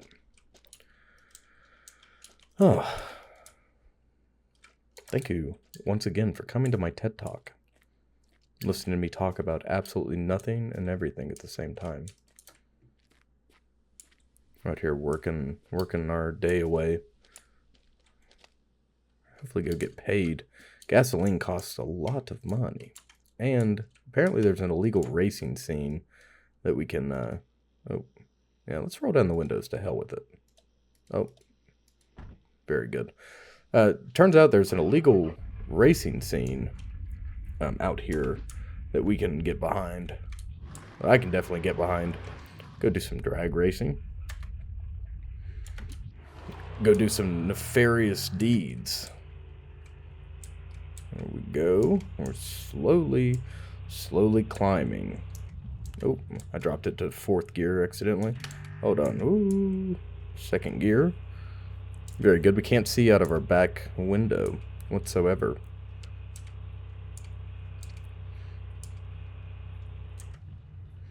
But no, I've been thinking about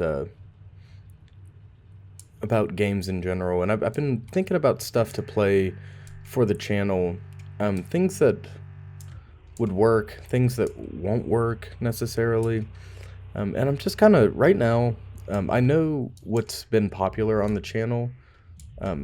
Several different times we've had some things get picked up by the algorithm a little bit more, and a much broader range of people have seen them. Then we have people that are sticking around. Thank you all so much if you're one of those people. And if you're a new viewer, hey, hello, welcome. But the phone here, there it is, neutral. We had that engaged the entire time we were driving. Very good. Not so good at this. All right, but we I want a game out here in the world. I want something that has survival elements. I'd love to have the ability to, and this is a very hypothetical thing, and you might say like, oh, play Minecraft. Please give me a better suggestion if you have a suggestion, right? I want a game like this, an open world. It doesn't have to be a huge open world. I just want something where we can maintain a vehicle, maintain a house. It doesn't have to be a threat outside, because I'll make it a horror game, don't worry. But a survival game where we worry about taking care of ourselves. No story, and freedom of movement. That's really all I want. I'd like to be able to hunt for food, maintain my weapon system, have a workbench, build a house from scratch, stuff like that. I'd really enjoy something like that.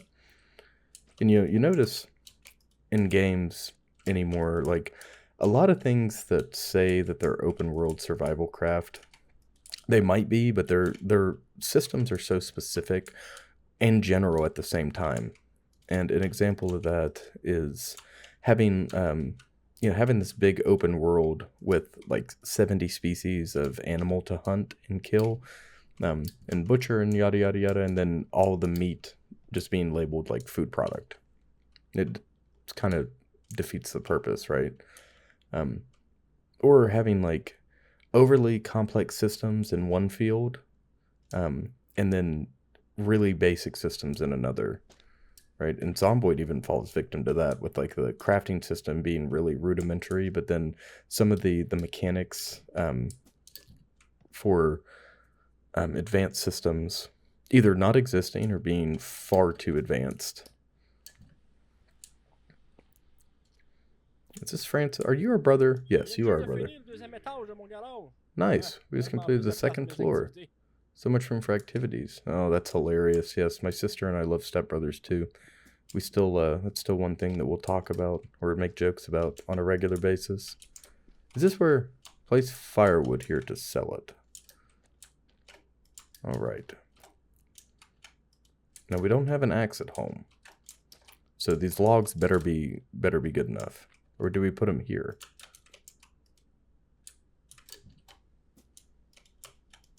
I'm placing my firewood here. Please take it.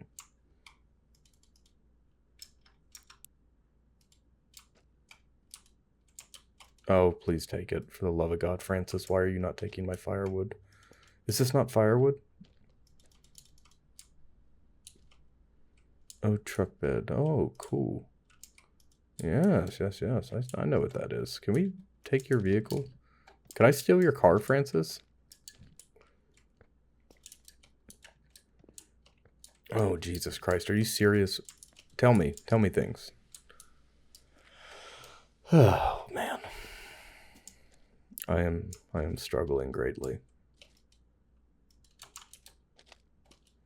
Please don't tell me we have to cut this even further down. Is this not...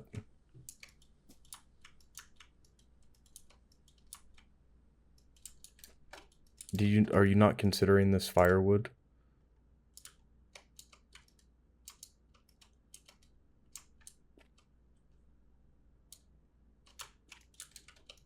Hold on. I'll be back. Don't you worry. I'll be right back. Oh, Lord have mercy.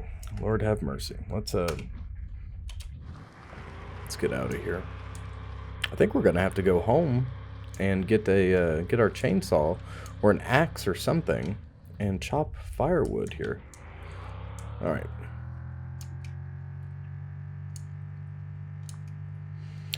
I find myself, like, there's plenty of games out there that I thoroughly enjoy, but there's not a lot of games anymore that I really, like, enjoy replaying. Zomboid is, like, the closest thing to a perfect game I can think of, for me, in my interests. But once I die in a Zomboid world, I normally want to take some time to, I have to step away from it for a while, It's not something I enjoy just jumping back into, because it gets old after a while, And perhaps you don't agree with me, which is okay too.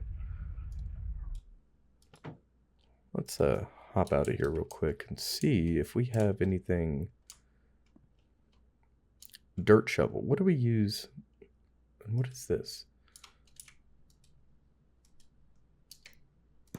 Oh, Jesus Christ. I don't know why I thought that would do anything different, but I definitely didn't expect it to just light up. What do we use this for?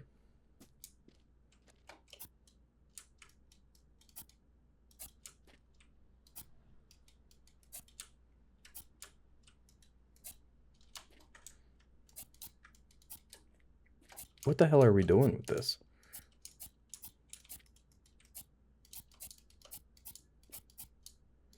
Okay, I have no idea. I don't know what I'm doing. Just kind of running around. I suppose that's what the wheelbarrow's for. We'll use that eventually. Don't you worry. Let's go out here. Take this chainsaw into our hands and see if we can't split this log down further. We can't cut this. Okay. How about now? If I have to bring those logs back from Francis's place, I might... You can only cut trees on your land. Okay. Hold on. How about now, game? How about now? Really? What am I doing wrong, folks? Please, someone please let me know. Can we cut these down? Like so?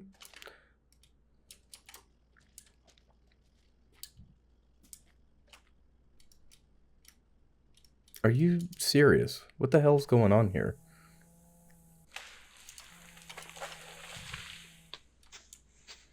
See, there it is, broken into pieces. Now we can't cut these.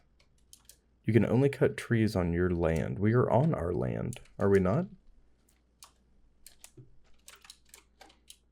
What a bizarre thing. Do we need... Oh, Christ. We've lost our chainsaw. Do we have an axe laying around? Somewhere?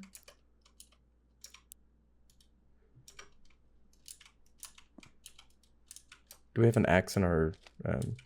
in the bed of our truck, maybe? No? We have a hatchet in here or something? What is this? Stereo? No glove box. Okay. Well... We have an axe out back. What is this? Is this a log splitter?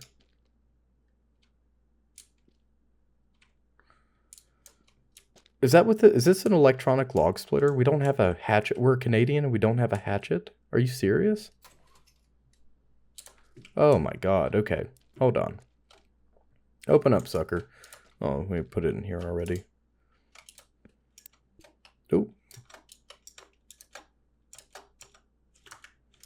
Alright, let's go over here. Put this down. And open up our fuel cap. Alright, let's equip it. Very good. Full to the brim.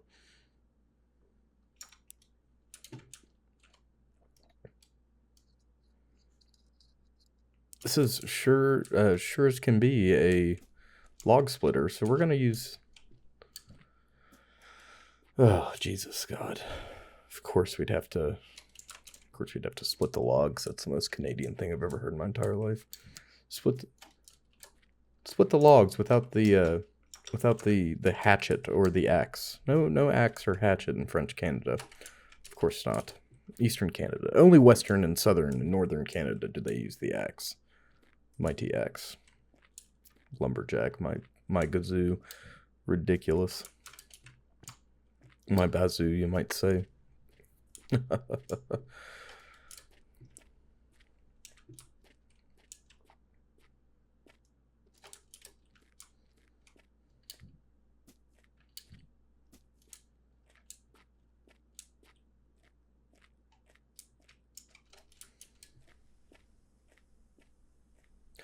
You know, there's something about games like this that is just very peaceful. I think it's the quiet and the repetition of tasks. You know, we as humans, we like to set routines for ourselves. And I don't know about you folks, but I'm a creature of habit. You know, I like to have an established routine. And I like to follow that routine. And if my routine gets messed up, I suffer. I really do. Is the kill switch on? Jesus, come on. Okay, so there we go. Look at that. Oh my god. That means we have to bring all that other stuff back. An electronic woodcutter is actually crazy. I know we're smoked. I know, buddy. I know. Well, now that we're understanding some systems better, I don't feel like such a goofy. Unfortunately, this is, we're gonna have to just deal with this as an episode. It's gonna be a little disjointed, just a little bit though, nothing too crazy. But we're just figuring things out. A lot of this is just gonna be me talking, and I'm so sorry if you're not interested in that. Because I am just kind of spouting off nonsense. I don't feel totally uncomfortable when it comes to, talking, but I do notice that, like, maybe I'm hesitating a little bit to just talk.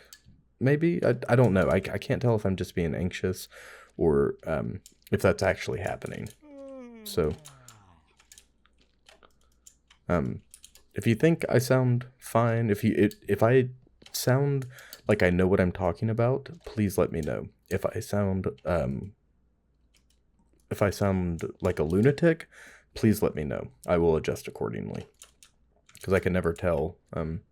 These recordings are like, when I don't watch them back.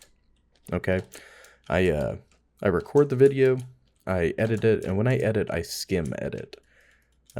So I'll go. That's why sometimes I'll miss things, because I have these distinct lines I'm looking for from me smacking my hands together to show where I need to cut. But sometimes I might yawn or something and like forget to throw a cut in there. And I feel like I've gotten a lot better about that. But, I'm not perfect, unfortunately. I'm also messing around with like mic settings and all sorts of stuff. But sometimes I feel like I'm repeating myself a lot. And sometimes I feel like I'm actually getting good quality stuff out. So if you like the content, let me know. And if you don't, let me know too. Because I can use all the help I can get with figuring some of this stuff out. Let's run down to Francis's. Let's roll our windows up too. It's gonna get cold. All right. Let's throw this in reverse. Tear out. Yeah, look at that. Ooh. And then first gear. Yes. All right. I imagine this is a really nice life. This is the life that I want for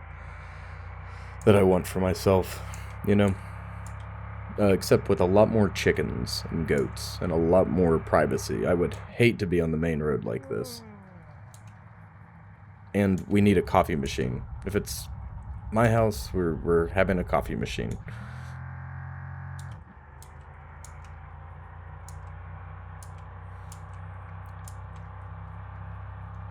And a thermos that we can sit next to us. Okie dokie. Down into Francis's house. Can't believe we go over to our brother's house and he doesn't have some nice coffee waiting for us. It's unbelievable. The state of this place. All right. Oh, well. Good to know that we left that on once more. Let's start chucking stuff over here. Ooh, nice. $7 a log. Oh my god. Thanks, buddy. Man, screw the coffee. Keep giving us your monies. Oh yes. So presumably we can give him too much firewood, right? And he won't pay for the service anymore. No, they just disappear. Holy hell. Awesome. Okay, we have all that money that we spent, we have essentially gained back. Very good. That's all right. We just have to take these pines home. That was my bad for not fully understanding the assignment. And he doesn't have a log splitter at home. Hence, us cutting firewood for our brother. I think it'd be nice. I feel like we don't settle necessarily. This might sound a little weird. I'm gonna try my best to keep this like thought contained, and make it make sense. I feel like in recent years there's been kind of a pushback towards like buying property collectively. And I'm not saying that that's the answer to everyone's problems, right? In the world is to go buy property and live with your friends and grow your own food and whatnot. I think that is a phenomenal concept on paper, but you know how individuals, like groups of people, are or can be together. Um, I feel like there might be lot of problems that arise from living together like that. Versus, but I don't know. Maybe the positives outweigh the negatives. I think it would be nice to have, you know, I don't know, to have a more tribalistic style of living with people. Like I'm an individual with a lot of social anxiety. I don't like crowds. I don't really like interacting with people. Like I'm friendly. Don't get me wrong. I'm not like this evil, mean, grumpy person, but I definitely get nervous and I keep my head down a lot, if you can believe that. Um, but when I think of like a utopia, I think of a place where my mom, my dad, my wife's family, close friends, everyone's like really close and connected to some degree, or at least we all live on like a big island like this where everyone has a corner. I don't know. There's something beautiful about that concept where you're isolated but you're together and you have your family to rely back on. And I think a lot of why I think that is if you look at how like native Inuits continue to live and practice um, multi-generational villages, um, living in harmony with one another. And I'm kind of, I think jealous might be the right word. I am kind of jealous that I didn't get, um, I didn't learn, like everything that I have learned in life has not been passed down from my parents or my grandparents. You know, my grandmother on my dad's side did not speak English very well, and my great grandmother, who I met when I was a very little baby, um, both my great grandmothers I only briefly knew in life, and I have no memories of them. If that tells you how early it was, but one of my grandmothers spoke English, my other did not. She did not speak any English whatsoever, and she was a hardy, strong Polish woman. And I love hearing stories about her. And there's some stuff that she passed down to my dad that my dad passed down to me. Some cooking, um, some recipes like homemade rub noodles and, golubski, different stuff like that that got passed down that I cherish and I hold on to it so dearly. Um, and I wish there was more of that in my life, Like I wish there was more sense of community growing up. Um,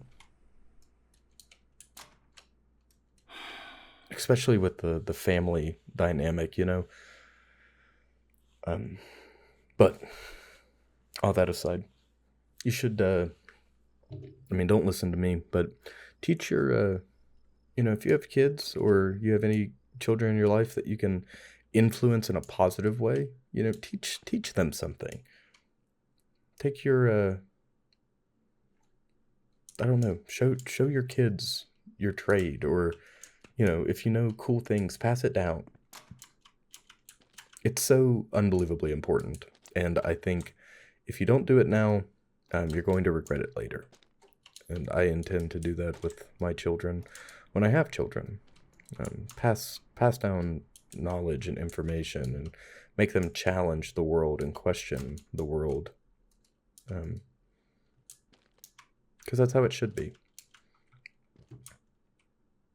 And also, you don't have to listen to me because I'm a lunatic, and I live out in a mobile home that got dropped off via trailer or via Um, a larger truck than the one I have. I didn't drag this sucker out here. Down by the ocean in eastern Canada. And I drink maple syrup by the bottle and only eat poutine. Wonder if we can... Do we have a lighter? Hold on. I think we're gonna have to buy a lighter from, I think we're gonna have to buy a lighter in town. You know what? We have a little bit of time. This is gonna be such a messy episode. You'll have to... I hope you like. I really do. I'm going to turn this sucker on. Our kill switches on. Turn that on. And crumple or chop up our wood. Very good. Early bird gets the worm. And first light is 07, it seems.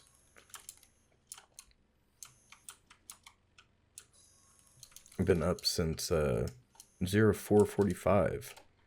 We don't sleep. We only dream. We only dream.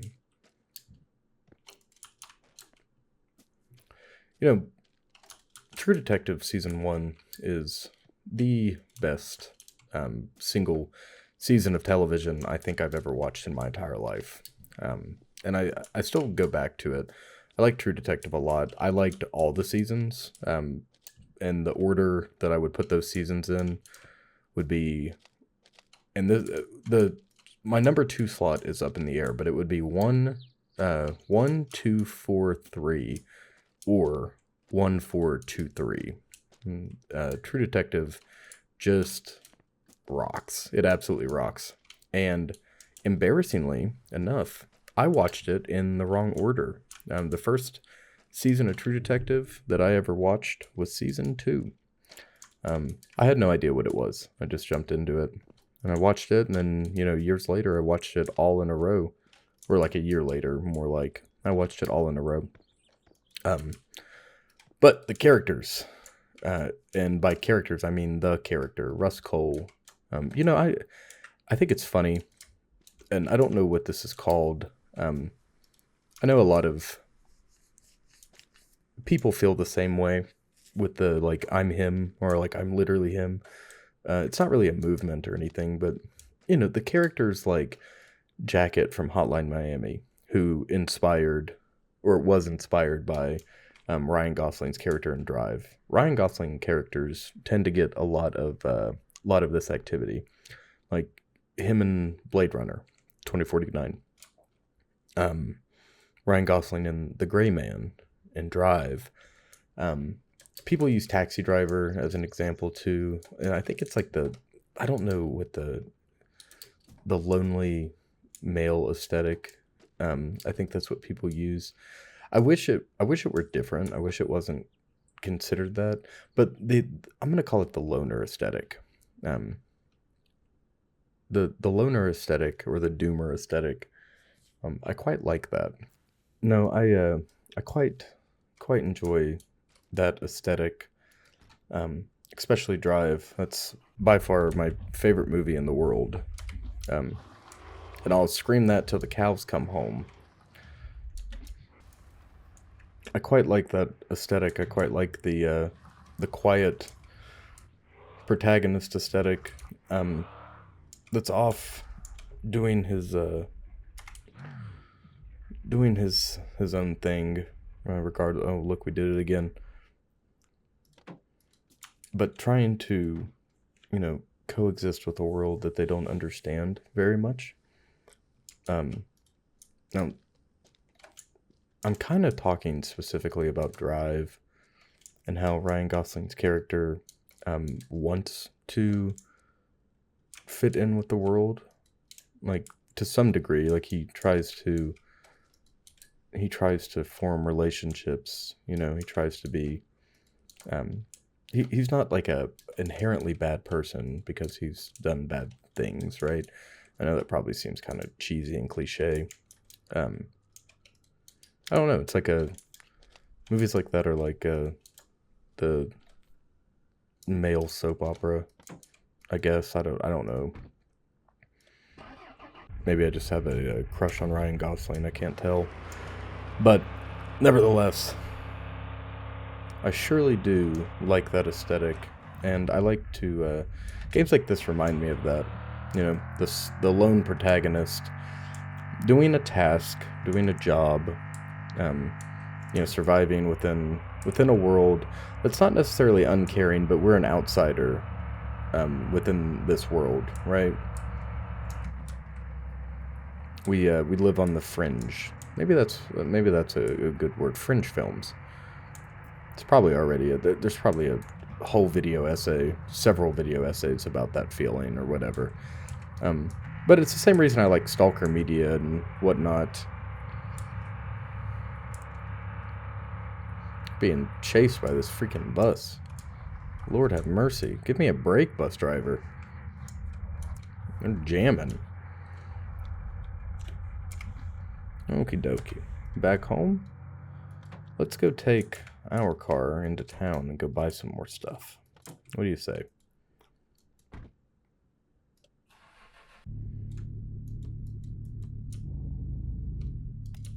All right.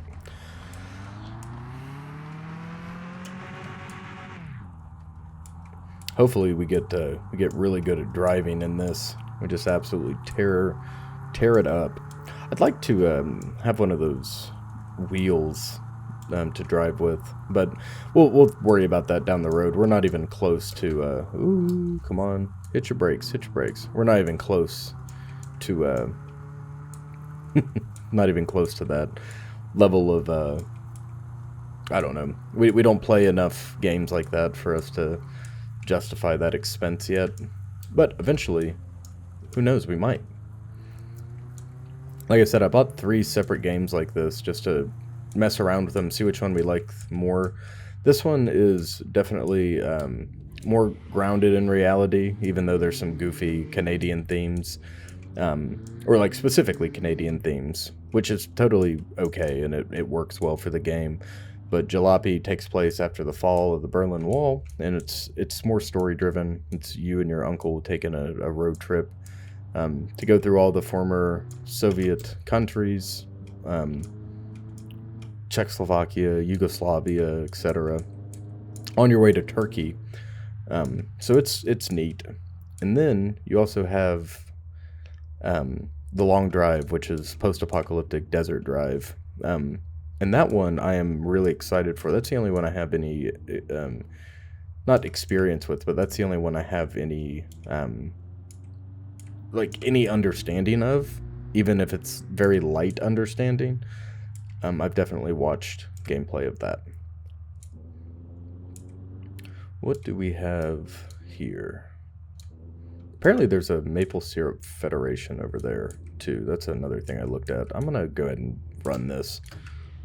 Ooh, look at us. Breaking the law.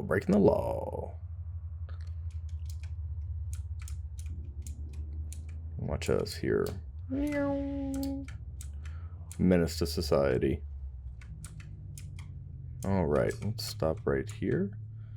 I don't think anyone's going to come out for us. I am going to put our parking brake on. Alright, and we're going to hobble out and go see what we can buy. We can actually use all this stuff that we buy here, here as well. We don't have to take it home. Now, some of this stuff we have to take home, though. It's a good-looking engine.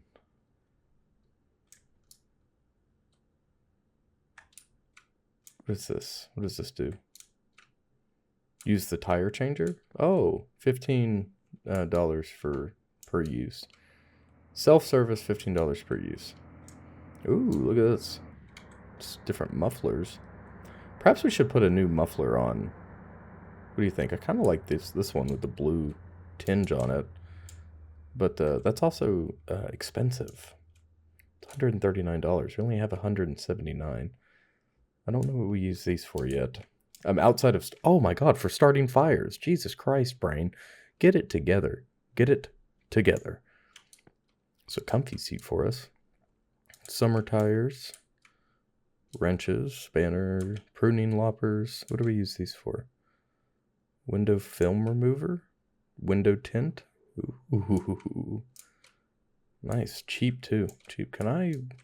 Ooh, steering wheels. Very nice, very nice. Look at all this stuff. Underglow, knuckle shifter, wood, 8-ball, magnetic tray, coffee, eyelashes, very cute. Nice. What is this? Can we steal this? I know this isn't Crime Simulator, but we could make it Crime Simulator, couldn't we? No, I guess we should be good. Ooh, we can mix paint here and paint our vehicle, I suppose. Very nice. Ooh, grinder disc. Can we take this home? Okay, hold on.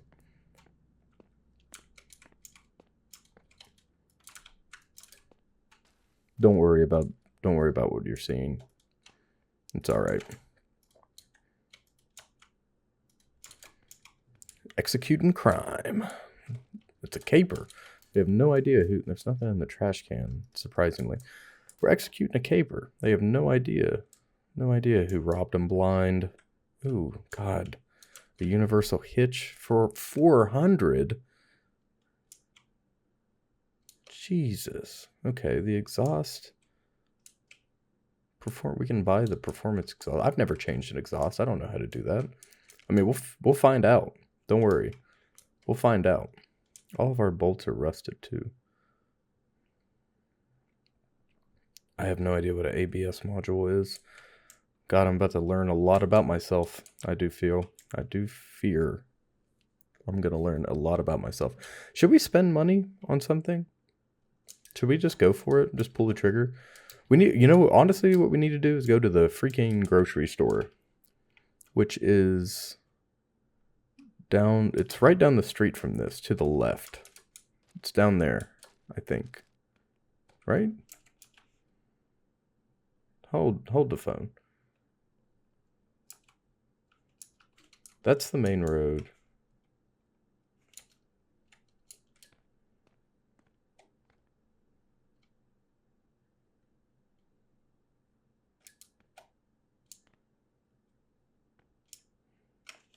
This right here is the main road. We turn left off of the main road to get to the gas station, right? Oh my God, I'm so backwards. It's ridiculous. Yeah, you take this to the right. So down here, okay, down there is where we need. Oh, folks, my dearest friends, I am so sorry. You have to look at all this. I guess let's buy another rust repair kit. Use it on the hood. Nice. Not too shabby. Guess we'll get another one of those, huh? Now, what should we really don't want rust on the underbelly, but let's get the door cleaned up. Nice. Looking good. Now, it's definitely miscolored, which is all right. Those are dents from our poor driving. How much is spray paint? Cyan spray paint? Ooh, let's go ahead and take that. I want this. We're going to keep the red on the back. We're going to do something funky. Ooh. Nice. Very good. Now we should take this off to spray it, but we're not doing that because we like to live on the edge. Very good. Front panel, spray that as well. What about the bottom? No. All right, the rear panel. Very good. We're going to keep the, not the trunk. We're going to turn the trunk cyan, but we're going to turn everything else, or keep the bumper red. Yes, it's very good. Very good. Turning out much better than expected. What the hell is that? Oh my God, you can see it moving. Jeez, I'd feel a lot better if I had a Glock on me in this situation. I'd feel better with any firearm, honestly. You could give me a, I don't know what the Canadian gun laws are. I'd imagine that hunting rifles and shotguns are probably universally A-okay, so... Oh, we're out. We're out. Thank you very much, Bob Rust. Nice. Some people have interesting things to do in their free time, eh? Do you have something to say to me? Anyways. Look at that. She's very pretty. Very pretty indeed. Oh, wow. Wow, oh wow. Spray painted the whole thing cyan. Looks nice. It honestly does. I mean, for a... oh, what is that over there? Hold on. Watch my back, guys. Watch. Keep me covered, okay? No, but I imagine a hunting rifle would be A-okay in Canada. As long as we... hold on. Let's see if we can... God, no, we can't. Can we... No, we can't take anything off of it either. Can we put sugar in their gas tank? Hello. You look good today. The Speedway reopened. The championship would be so fun, especially the part where I humiliate people. I'm going to pit maneuver you. And buy your $5 poutine. I'm flipping them off. You just can't see it. Any users. The, what, I don't remember what we were talking about. Look at that. That's kind of scary. The apocalypse was happening. Hunting rifles. I'm sure you'd have to get a permit. But, I think that'd be worth it. Definitely to carry something around to make me feel safe. Because currently, guess who doesn't feel safe? It's this guy. I don't feel safe even in the slightest. These weird liminal streets, cars driving by at random intervals, faceless people. I'm in enemy turf. Most definitely. Alright, let's go get into some nonsense. What else can we do for work? I know we can raise money via firewood. We need to go grab the raw materials to make food and whatnot. I think that's up here. This is turbo. What is turbo? Ooh. Hello. Do you have anything for me? Might as well leave the car running for a second. No one's gonna steal this thing. I mean, we could leave the door open too. No, they have nothing for us. You have nothing for us? No. We can parkour off the cars, which is quite interesting. No, they have nothing. It's a construction company. They have nothing for us. But I see another area over here. We'll go explore. Drop the emergency brake. All right. Oh, and I rolled down a window. That's okay. Oh, should probably keep my eyes on the road. Oh Jesus, we've ran over the curve. We're gonna burn our tires out doing this. Okay, there you go. Nice. Now, stop, drive, and then. Oh yes, we got it. Very good. Oh man, it's kind of anxiety inducing. You know, every little action's kind of anxiety inducing. I feel like I'm gonna get stuck. Here we go. Federation syrup. All right, maple syrup federation, I guess. All right, what do you guys have to offer? I apologize for parking here. I was like a not such a good person. Ooh, syrup tanker. Really, $25,000 for a water buffalo. In this case, a syrup buffalo. Can I get into your cars? No. Okay.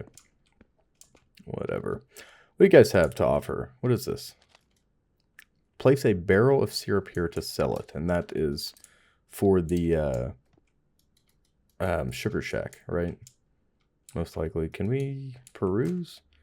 Post tubing junction, tubing roll, sap sprouts. Upgrade combo truck. Oh my god. Okay. Reverse osmosis unit for boiling. Can sealer for for personal use. Yeah, rock on, man. Nice. You know, I know it's a kind of a running joke, you know, Canadians and maple syrup, but I appreciate the game embracing its culture for the funnies, even if it is just for the funnies. I quite appreciate the funnies. All right, so here's the and if we take this causeway, we'll go over here to the hold on here.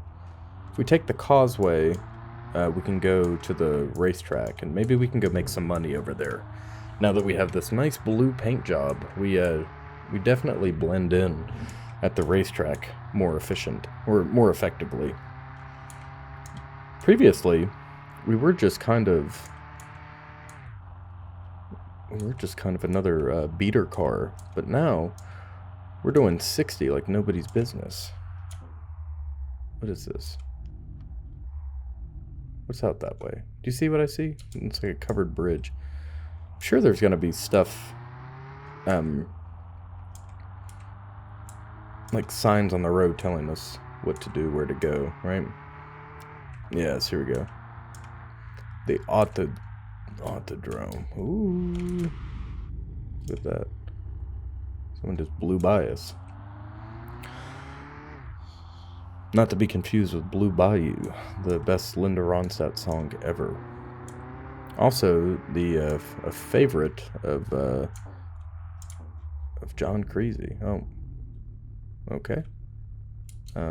No driving here. Okie dokie. That's a pretty plain way to put that. Guess we'll go home then. You know, at nighttime, there is an illegal circuit that opens up. We can continue to take this road, though. Let's just go see where this goes. No, yeah, why not? We have nothing better to do. Oh my god.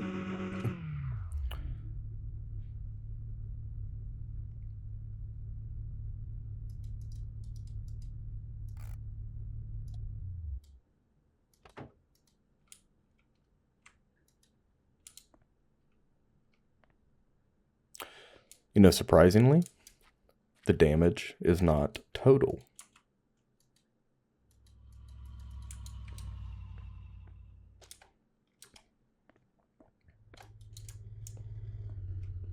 My god, they're driving a little too fast for my liking. Oh my god, that's not good. How about here?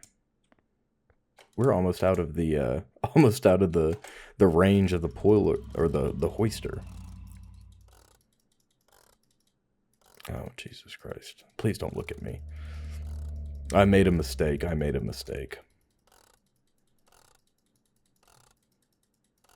So definitely trying to do too much. My god, I thought I was Ryan Gosling coming around that corner. Unbelievable. We only have 6 horses in here. Or not 6 horses. We only have 6 cylinders in that engine too. I guarantee it. We're gonna be lost when we drop 8 in there.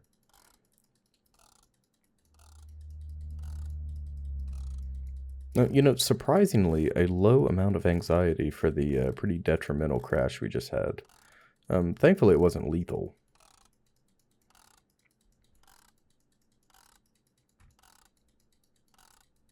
Yep, come on. Come on, sweet car. Come on. You can do it. Yep, getting closer by the second. So, I think we're going to do like a Miami Vice style paint job on this. I mean, we already kind of got it going on. We just need pink for the bumper. Do pink on the unders. What do you say?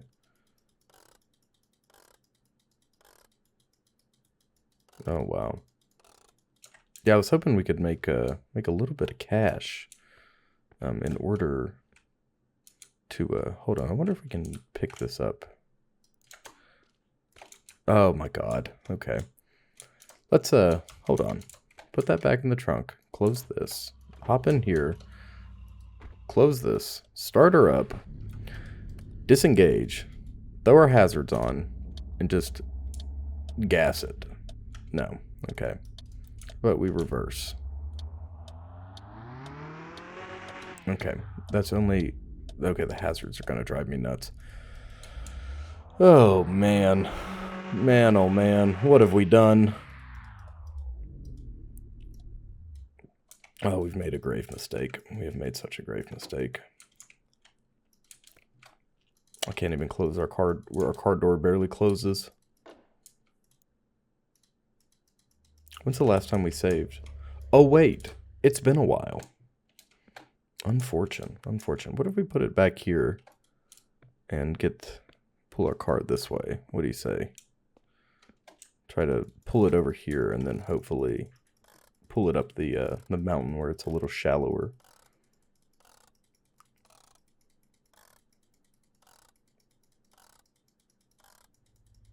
Looks like our car's giving us resistance. Should throw it in reverse. Can we? Yeah, there we go. Jeez Louise.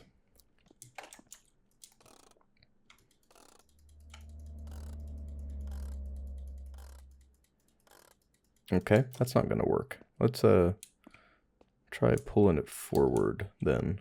How about... Oh, this is out of bounds. What if we put this here? Like, well, actually, like here, right? Let's put it in drive. And try this. Try this again. Wait, where the hell's my... Oh, there it is. Hopefully we don't get ran over. Oh, watch out for these crazy car drivers. Nefarious. I'm more worried about the bus driver than anything, but who's to say there's not all sorts of cars on the loose? Could be one right behind you, you never know. We're a long way from home. The sun is getting ready to set. It's 4:13 in the afternoon. Diane, we're here crash in the middle of the road. I'm trying to crank our car up to the main road. It seems as if we are screwed. Absolutely screwed indeed.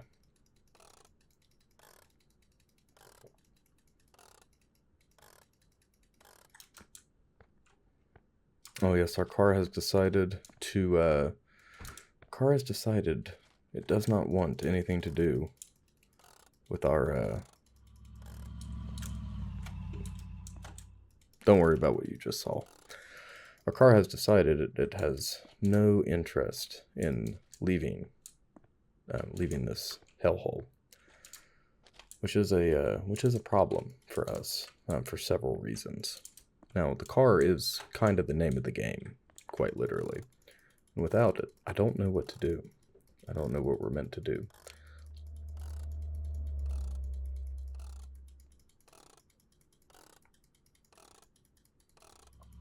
I think we were supposed to talk to Jock for work, and we kind of avoided that. We avoided responsibility, and look where it ended. Look where it got us, in a ditch.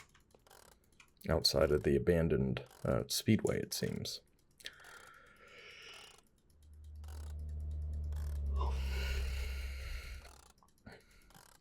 Yo ho ho, and a bottle of rum. A pirate's life for me, indeed. A pirate's life for me. No one's even stopped and offered to help. Are you sure this is a Canadian game? Or is there a difference between like the cardinal directions in Canada? See, we're getting somewhere when we do this, right? Which means we can get it right up onto our crank here.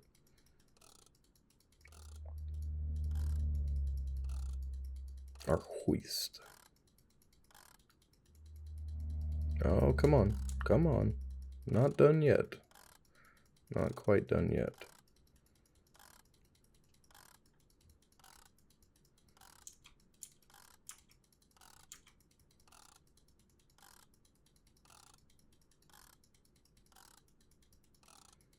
Oh, very good. Very good. We're getting somewhere, folks. We are getting somewhere. We're getting somewhere. Oh, yes. Okay. So, we have to be very careful with our next move.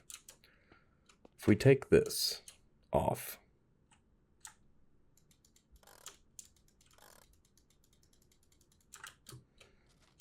okay, if we take that off, we have to immediately place it.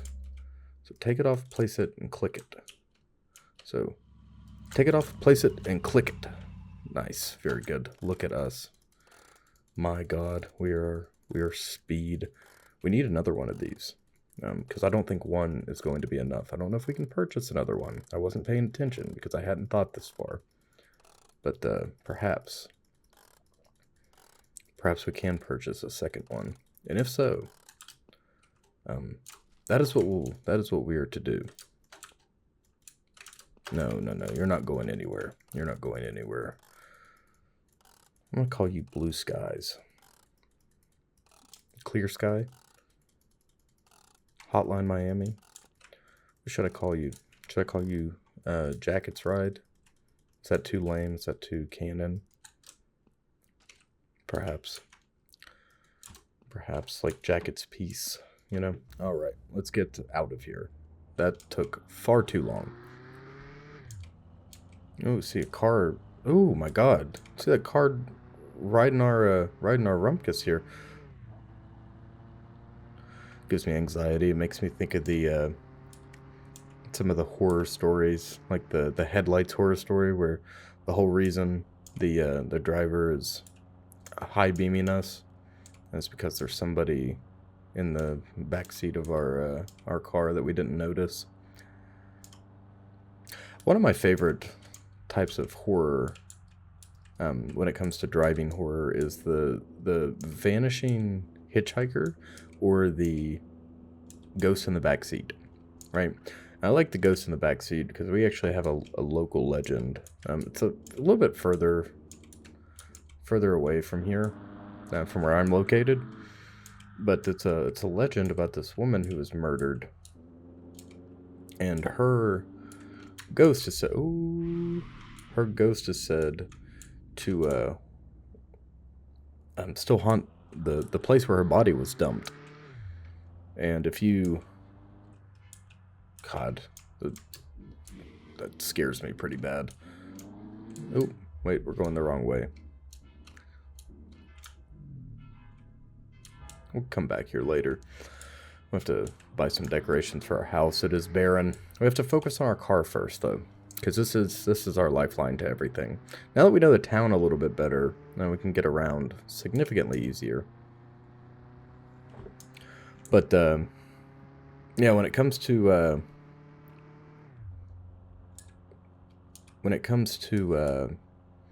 this ghost story, she is said to appear in your back seat, but she's also, if you throw your car in neutral at a certain point in the road, on the road in which she has been disposed of, it's been almost 90 years since her death, right? Your car will, if you throw it in neutral, your car will go up the hill, up the mountain, get dragged up the mountain by itself. It's a terrifying phenomenon, one I've experienced myself. There's all sorts of people trying to scientifically explain it, but you can't scientifically explain seeing apparitions in your back seat. So it's very spooky indeed.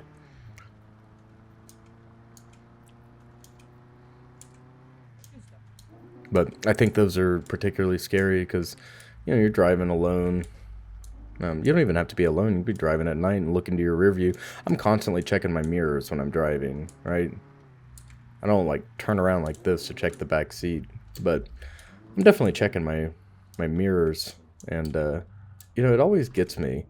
Like, what if the one time I do decide to check, there's something there, you know? So again, back to the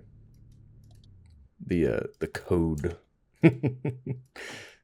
If you see something, no, you didn't. What am I going to do? Slam on my brakes, have a, you know, mini heart attack, and then I still have to drive. Like, I have to get out of there. Maybe that's why driving horror is so scary, because, you know, you're kind of trapped within the confines of your vehicle. I mean, yeah, you could pull over and stop somewhere, maybe, you know, a gas station, which is Like, there's nothing better than a non-sketchy gas station at night. Like, if you pull up to a gas station in the rural country, at, past midnight, and there's nobody there, or like there's too many people there, and everyone's kind of weird and standoffish.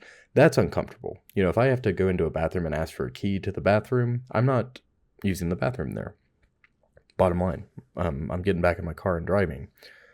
But pulling up to like a Sheetz or I would not use Buc-ee's as an example, because that I had such an awful time in the last Buc-ee's I was in. I've only been in one my entire life, and it was there were just thousands of people. I couldn't wrap my head around a gas station that went on forever. It was bizarre. It was like a massive liminal space. So I didn't like that very much. But yeah, if you pull up to a Sheetz or like a Wawa or any chain style gas station, it's really well lit. You pull up in the middle of the night, there's no one there but the workers, and sometimes you don't see them because they're in the back. Now that is comfort. That is a safe haven, most definitely. But we're going to rack out, and I am going to call it quits here, folks. This has been a lot of fun. Quite the random, weird, wacky game. Quite a lot of zany activities for us to partake in. Took a lot of figuring, but now that we have a handle on this, I'm going to be playing it more often, and I'm excited. I'm excited now that we know what we're to do. I know we have a list of things to do, but none of that works if we don't know where in the world we are, or where to use our resources and whatnot. Not resources, where to go in order to do certain things, like the gas station, for example, which our cars live off gas. Oh, I'll tell you a story before we go. So I've told you that like most of my car knowledge is pretty base. I'm not a car guy, and it's not a hobby of mine, even though I wish I knew more about vehicles. And that's kind of the whole reason behind this, is I'm hoping to learn a little bit while having something fun to play, and just a blank canvas, right? Forgive me if I sound like I have short-term memory loss, because it sure does feel like I have it. But one thing I'm obsessed with, I played the Mad Max game front to back, and I loved every second of it. I loved it so much that it actually got me interested in cars. That's kind of where it started. And like I said, I haven't had the time or patience to learn too much about cars, but Mad Max was definitely the catalyst. The game, the movies are one thing. The game was totally different. Building your car and maintaining it was just a lot of fun for me, and there was so much emphasis on like you and your car together. But I wanted to build the Interceptor. The V8 Police Interceptor from Mad Max. I thought it would be awesome. It's like a pet project, something to start and just see if I could actually do it and finish it. But I have yet to start that. If I ever do, maybe that's something you'll see on the channel. Who knows? I don't know how much live action stuff I want to do, but I definitely want to do some. I just don't know what. But folks, thank you so much for tuning in. It's been a blast. It's been an absolute blast. Let's go start a fire while we have a second. Yeah, this has been an absolute blast. Exploring a new, bizarre world with you guys. Oh wait, hold on. We don't have the stuff to do. Anyway, we're going to sit down and just relax. If you like this video, please remember to like, comment, and subscribe. We have more content on the way.